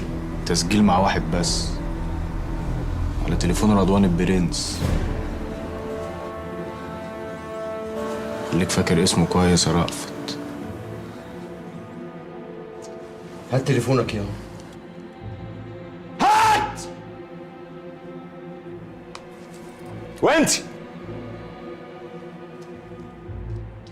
احبسوا لي العيال دي لغايه لما اشوف هعمل فيهم ايه. يلا يلا ايدك من على نور. اوعى حاسب حاسب. يلا قدامي. يلا حاسب ايدك من عليها. اطفي يلا.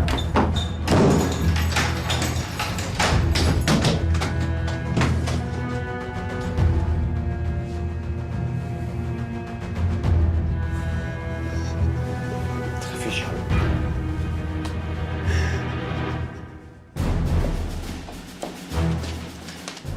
ده تسجيل مع رضوان يا فتحي. سجلوا لكم؟ سجلوا لكم يا عبط؟ طبعا، ما هو من الرغي اللي خلفوكوا حطيتوا كلكم علينا. التسجيل على تليفونه يا فتحي، ولو كان عايز يبلغ ما كانش جه وقلب الدنيا عليكم. يعني ايه؟ يعني خدت منه التليفون، مات التسجيل، وحلاوتها في حموتها. لسه مكلماني وانا جايه في الطريق. بتقولي ان هي وخالتي نجيه شافوه وهو طالع بيته.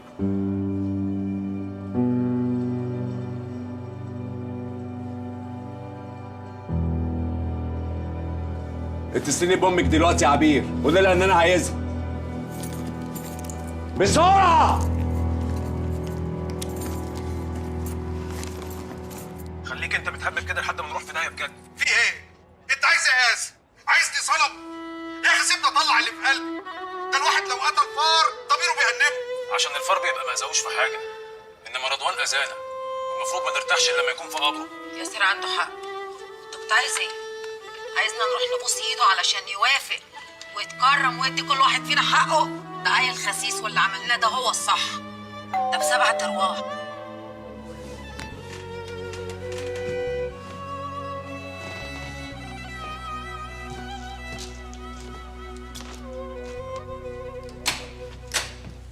في ايه؟ في ايه رضوان يا ابني؟ انت جيت سألت على اخواتك وبعدين خدت بعضك وجريت وما فهمناش حاجة. هم اخواتك زعلوك في حاجة؟ ما تتكلم يا ابني، مالك ساكت كده ليه؟ والله ما انا عارفه اخر سكتك ده ايه. نيلوا ايه اخواتك عملوه؟ قول لي وانا بهدلهم لك. يا ابني سايبنا كده نقعد نهاتي في روحنا وسايبنا نتكلم نفسنا ولا ايه؟ مش قادر اتكلم. يعني مش عايز تحكي لنا؟ يا لهوي، ده انا نسيت عين البوتاجاز والعه، الا تحرق الدنيا. هنزل اطفيها واجيلكوا على طول. ماشي يا اختي. في ايه يا رضوان؟ مالك؟ ما تتكلم يا ابني. سيرك تعرفي لوحدك. اعرف ايه بس؟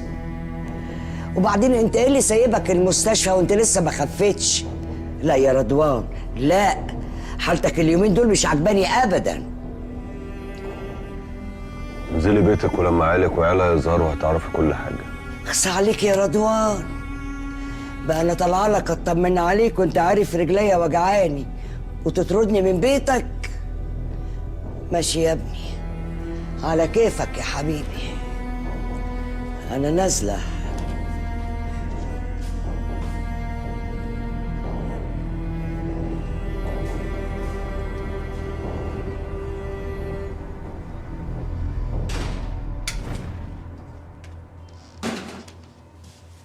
بتعملي ايه يا سميحه؟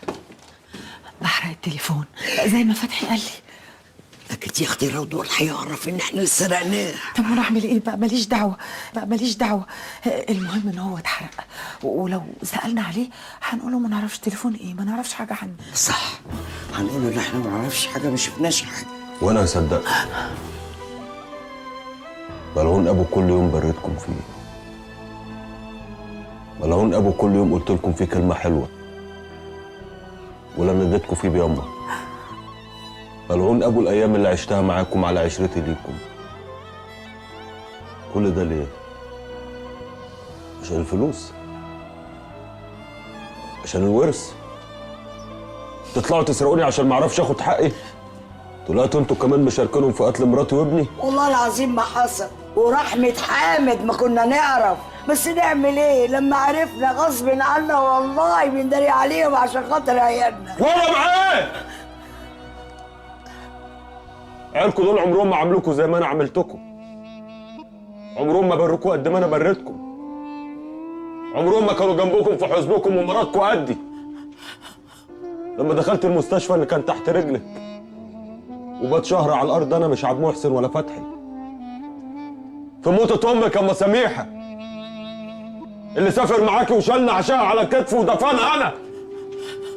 لا عبير ولا ياسر اللي ما رضوش يسافروا معاكي. 34 سنه عمري ما قلت غير حاضر ونعم. 34 سنه عمري ما نيمت واحده فيكم زعلانه مني. ومين اللي يبقى ابنكم؟ اللي كان جاحد ولا اللي حن؟ مين اللي يبقى ابنكم ياما؟ قسما بالله العظيم لاخد حق من عيالكم. هخليكم تبكوا عليهم الباقي من عمركم. انا مش حزين على كل حاجه حلوه عملتها معاكم لانها مكتوبه لي عند ربنا، بس انا خساره فيكم. اللي حلال فيكم وتستاهلوهم بجد هم عيالكم.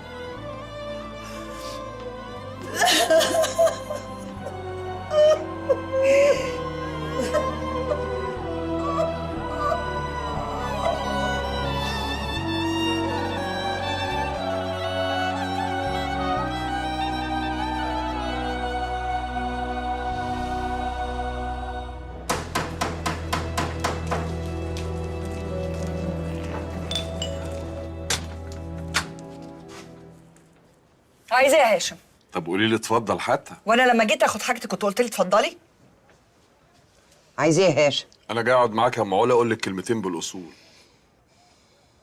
خش.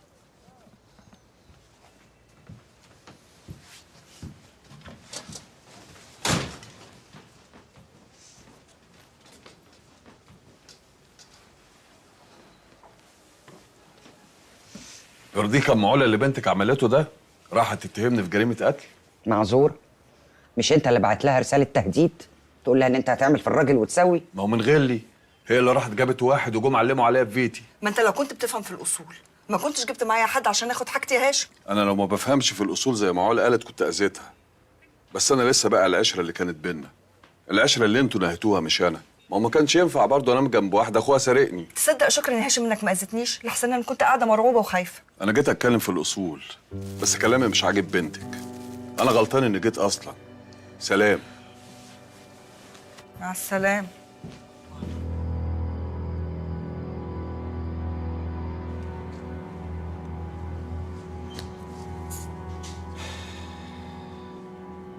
عندي خبرين، واحد حلو والتاني مهبب. ابدأ يا اخويا بالمهب عشان نرم بالحلو. المهبب ان رضوان عرف ان امي وخالتي سميحه هم اللي سرقوا التليفون وشافهم وهم بيحرقوه. يبقى الحلو انهم لقوا التليفون وحرقوه يا توح. اسم الله عليك، صح. طب وايه اللي جاي بعد كده؟ انا اقول لكم اللي جاي ايه. اللي جاي ان رضوان البرنس معلقنا من رجلنا جثث وسط الشرابيه، واولنا فتحي وياسر. لا هو ولا اللي يشدد له. يا عم سيبك منه يا عم، ده عيل عويل فاكر كل الناس زيه وشبهه. طب ومش ممكن التسجيل ده يبقى مع حد تاني؟ لو التسجيل مع حد تاني كان هيبقى مع الحكومه، ولو مع الحكومه كان زماننا كلنا في كلبوش دلوقتي. انا شايفه ان انتوا عاملين كونسولت حكمه وكل قاعد يسال ويشخص، وتمامه ان انتوا تفكروا في اللي جاي. ايه يا توح؟ هي ليه عيلتك كلها بتفكر في اللي حصل مش اللي هيحصل؟ انا عارف يا اختي، اهم قدامك اهم، اساليهم. ما انتوا سامعيني، ما تجاوبوا. بقول لك ايه، سيبك انت من الكلام ده كله، انت عسل. وده وقت امه. وانت كمان يا اختي عسل، بس خليكوا في المصيبه اللي انتوا فيها. قبل اي حاجه بس الجزء اللي في الحمام دول هنعمل فيهم ايه؟ هنقتلهم طبعا. انا مش عايز اسمع لك صوت ياما، تقعدي مستمعه بس، مش عايز اسمع لك راي. انا معاه بصراحه. قسما بالله ما حد فيهم هيتقتل، اقتلونا انا الاول. انتوا القتل بالنسبه لكم ايه؟ لعبه كوتشينه؟ بس يا حبيبي، بس يا بابا، بس يا حبيبي، ما حدش هيتقتل. ياسر هاتهم لي من جوه.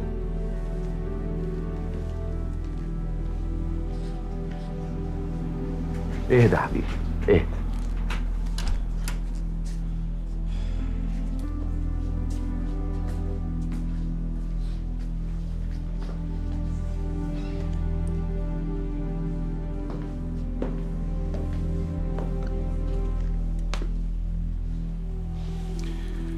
بص يا عادل،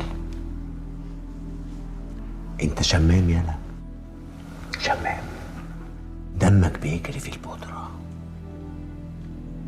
دمك وبيتك وجيبك. يعني اللي زيك المفروض يحط لسانه جوه بقه ويمشي جنب الحيط، عشان لو لسانه طلع ولوش ولا قال اي كلمة ما تعجبنيش، وعرش ربنا لبلغ عنك واحبسك، وهقول لهم عيل شمام وكذاب. طب افترضنا ان انت ما سمعتش كلامي وما خفتش منه وجريت على بيتك ورميت كل اشيائك وبطلت لك يومين ثلاثة، هترجع تاني يالا؟ ما انت مدمن. ما انت لو كنت عاوز تبطل كنت بطلت من زمان يا روح امك. خليك بقى في الدماغ دي وتخيط لي بقك ده، عشان بقك ده لو اتفتح. ياسر، مسحت التسجيل من على تليفونه؟ حصل.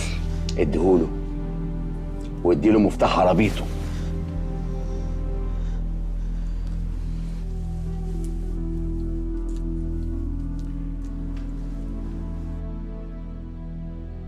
انت بقى يا نورة للأسف مش شمامة ولا دمك بيجري فيه البودرة، بس عندك اللي يوجع أكتر، حمادة، حب القلب، حمادة الحرامي.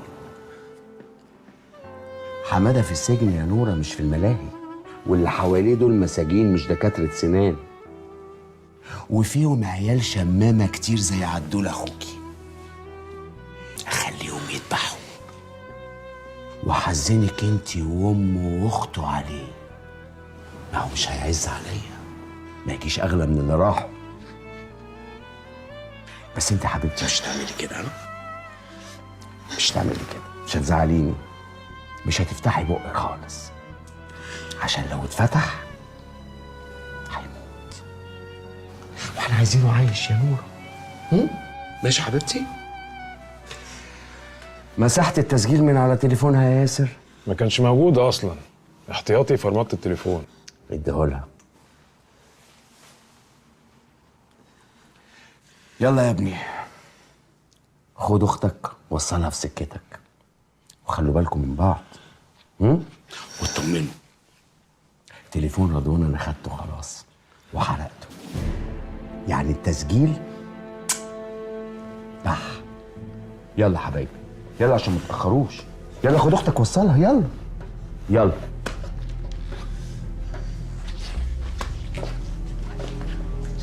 ما تنسوش تطمنوني لما توصلوا عشان بقلق.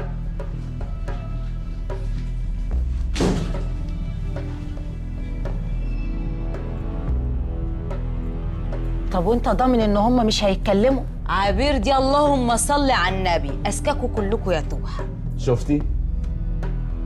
بتتريقي صح؟ لا العفو ياما، العيال عملوها على روحهم يا عبير، يعني اكيد مش هيفتحوا بقهم. قلت لي محدش لمسه بعد رضوان، ها؟ يا عمري عسل. يبقى تندهي لي على مسعود بقى وتركزوا لي كلكم، عشان خلاص الحكايه بتخلص.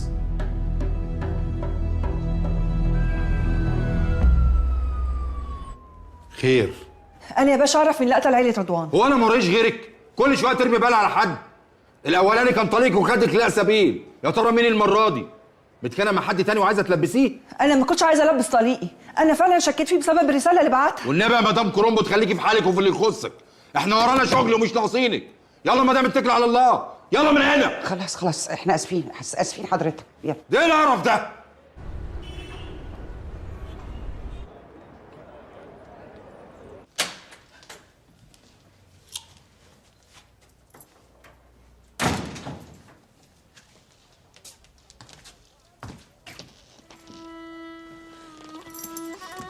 نورة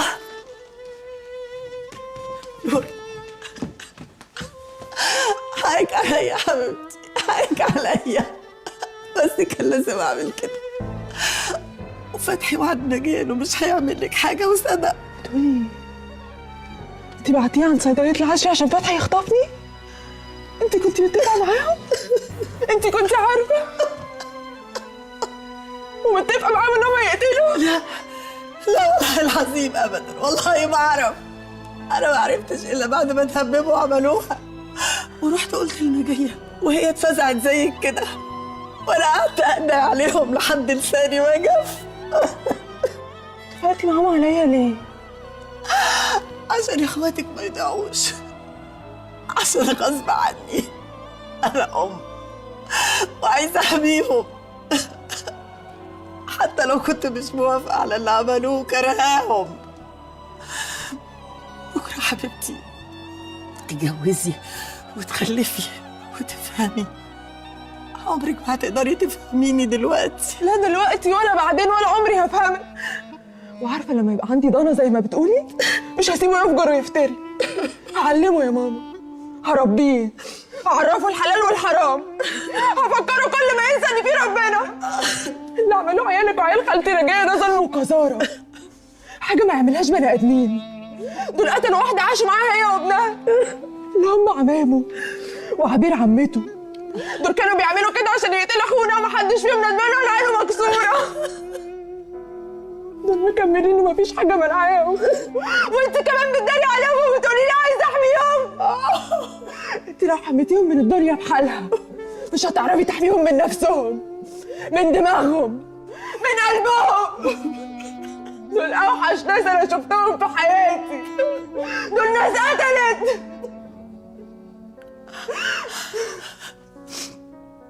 كل اللي بتقوليه صح، مفيهوش كلمة واحدة غلط. بس بقولك أنا أم ودول عيالي اللي ماليش غيرهم وما عنديش غيرهم. ما ينفعش أبلغ عنهم وأتفرج عليهم وهم متعلقين في حبل المشنقة واستنى لما الحكومة تيجي وتقولي تعالي استلمي جثثهم عشان تدفنيهم. ما اقدرش يا نورة. اوعي تفتكري ابدا ان اللي ماتوا ما كانوش يعزوا عليا، ولا ان قلبي زي قلب اخواتك ابدا. والله انا قلبي موجوع على لبنى وسيف اكتر ما تتخيلي. حتى رضوان والله صعبان عليا وقلبي وجعني عليه ومش قادرة احط عيني في عينه. وتعبه وجعني والله وجعني. بس اعمل ايه؟ اعمل ايه يا نور؟ ما باليد حيل حبيبتي. ارجع واقول لك عيالي يا نور، عيالي. حتى انا جايه يا عيني زيي، مفيش حاجه في ايدها تعملها، مفيش حاجه نعملها. نورة عشان خاطري حبيبتي، عشان خاطري ما تضيعيش اخواتك واسمعي كلامهم. عشان خاطري يا نورة، عشان خاطري يا نورة، عشان خاطري.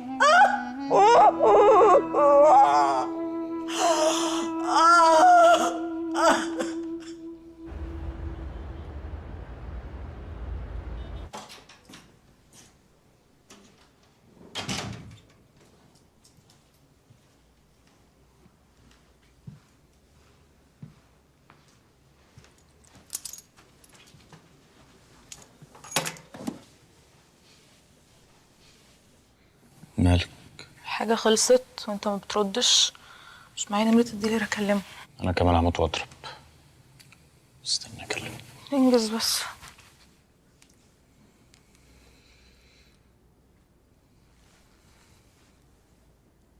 الو، انت في ايه؟ طب ما تجيلي على البيت كده، متتأخرش بس والنبي. يلا انا مستنيك. ماشي، يلا.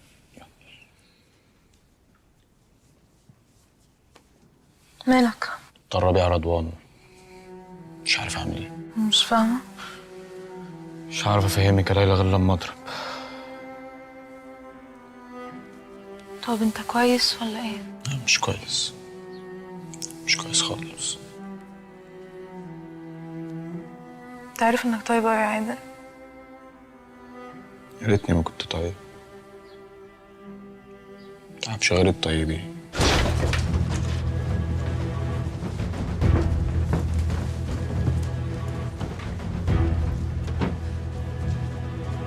كنت جاي اسمي ليه؟ مش فاهمه السؤال.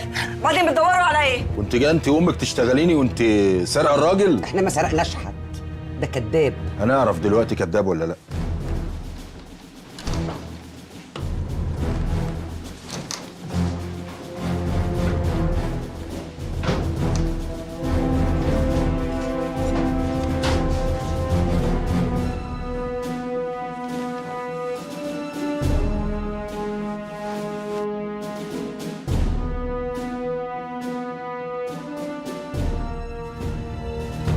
مفيش حاجه يا فندم. اسمع يا جدع انت وهي، لو هتفضلوا كل شويه ترموا بالكوا على بعض وتعطلونا معاكوا قسما بالله احبسكوا انتوا الاثنين. انا شغالين في الداخليه مش في وزاره الشؤون الاجتماعيه عشان نحل لكم مشاكلكم. وانا بقول لسيادتك يا باشا ان اكيد مخبيين حاجتي في حته تانية. لا تاني ولا تالت، انت كذاب وهي كمان كذابه، وانتوا الاثنين مش مظبوطين وبتحوروا على بعض. واقول لك حاجه، لا هاخدهم معايا ولا هعمل لك اي حاجه، وابقى اشوف وش حد فيكم. يلا بينا يا ابني.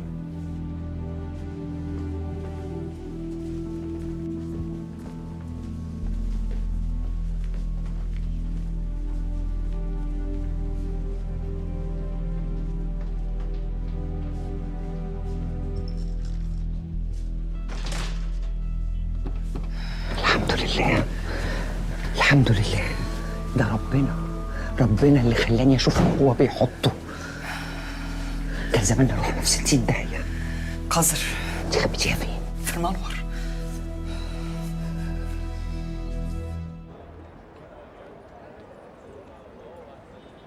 هم يا دكتورة، وهو ده اللي انت شاكة فيه.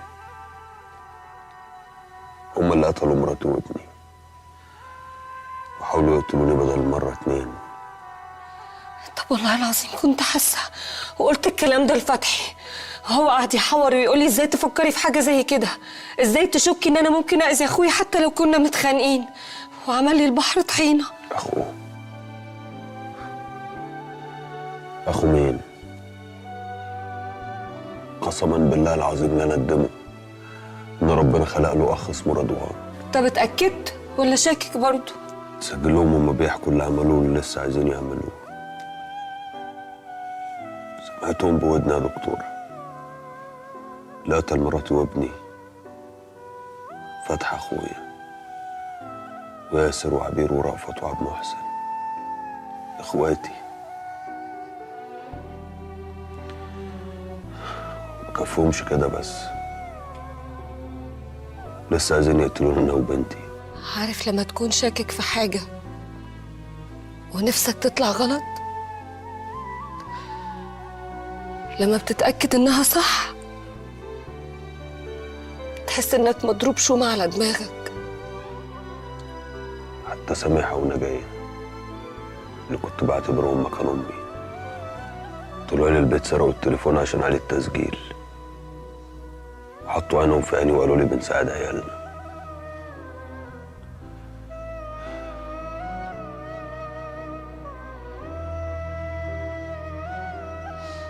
ممكن تتصلي بعدل؟ حاضر.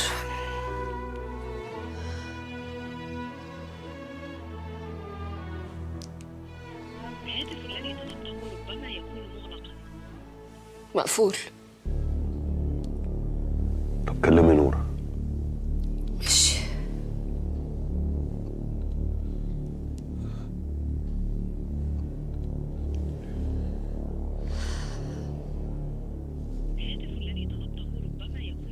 برضه مقفول.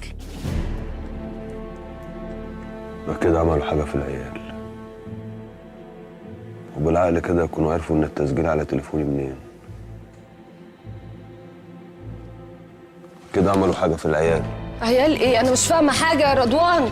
رضوان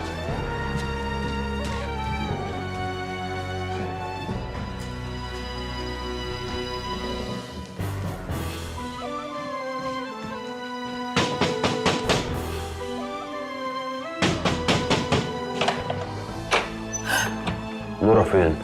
نورة نايمة، نورة نايمة، نايمة. في ايه يا رضوان؟ عايز ايه من نورة؟ بقول لك نايمة. نورة نورة نورة افتحي يا نورة يا رضوان.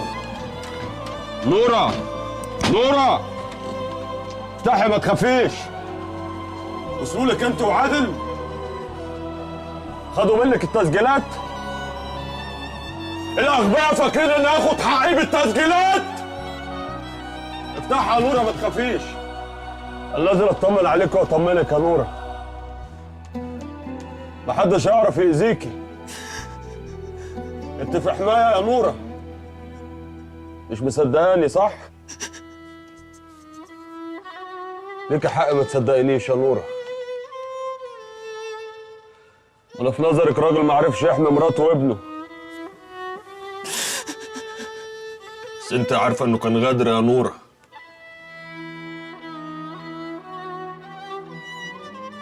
عارفه ان لو كنت اعرف ما كانش حد قدر يلمس شعره منهم يا نوره.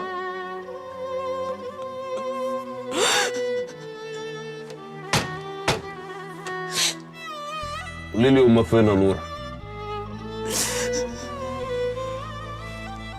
يا حقوق يا نوره.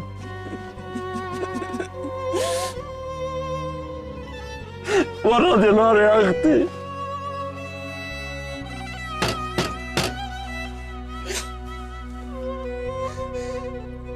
نوره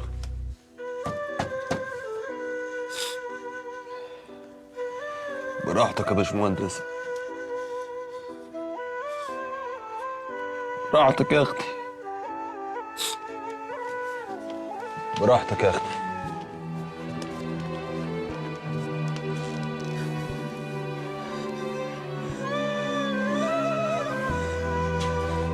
رضوان، رضوان انت رايح فين بس؟ ما ينفعش تتحرك وانت كده، اسمع مني يا رضوان. يا دكتور اطلعي بيتك. اطلع ايه بس؟ مش هينفع اسيبك كده، الجرح اطلعي كده عمره ما بيتك يا هيلم. يا دكتور اطلعي بيتك، سيبوني في حالي، اطلعي.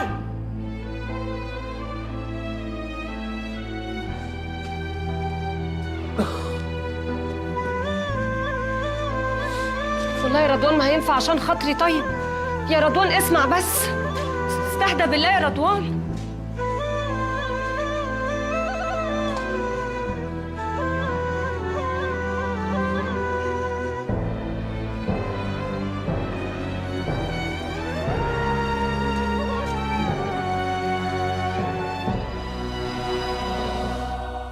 كم يوم ما نمتش فيه عشان أسمعك، سمعك بتحكي عني مع الحضرة الغيبانة، وتقولي حاسس بوجعي،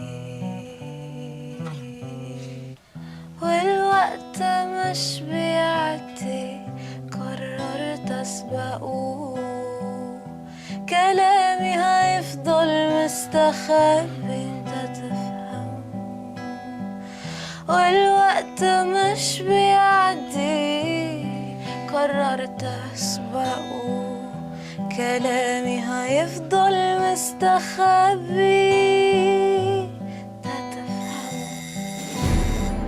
انت تفهم.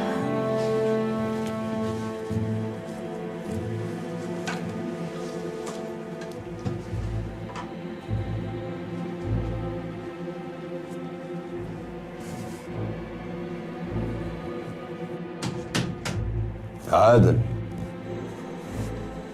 انا عارف انك ورا الباب وسامعني. مش عارف اقول ايه بعد اللي حكيته لك. طب قافل تليفونك ليه؟ استخسر حتى تطمني عليك؟ افتح له يا عادل، حرام. خلاص ربنا عليا، بس انا مش زعلان منك ولا من نورة. عارف انهم اكيد ضغطوا عليكم لما سرقوا تليفوني وحرقوه. عرفت انهم اكيد وصلوا لكم.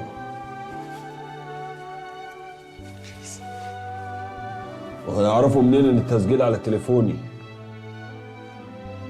عمري ما ازعل منك يا عادل. والله العظيم انا جاي اطمن عليك. نورة اطمنت عليها، اتكسفت تفتح لي زيك كده بالظبط. انا عارف انكوا اصغر من الموقف اللي انتوا محطوطين فيه ومقدر، بس خفت عليكم. اللي قتل مرة يا عادل يقتل 1000 مرة، وانا ما بقتش حمل وجع قلب. كفايه مراتي وابني، مبقاش فاضل لي حد غيرك انت ونورة يا عادل. لو مصلحتكم ضد مصلحتي انا موافق. حافظوا على نفسكم يا عادل، وانا قريب اريحكم منهم، بس الاقيهم.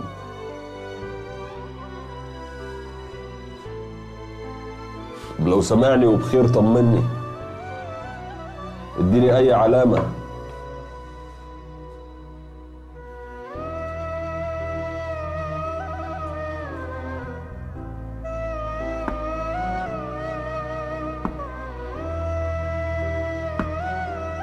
كده انا اطمنت.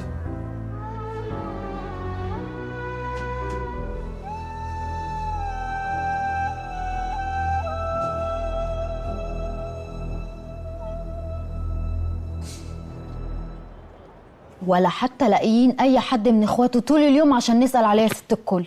هيكون راح فين بس؟ مش عارف، انا بكلمه ما بيردش. انا قلقان عليه يا ست عظيمه لا يكون جراله حاجه. بس انت كمان ناقصاك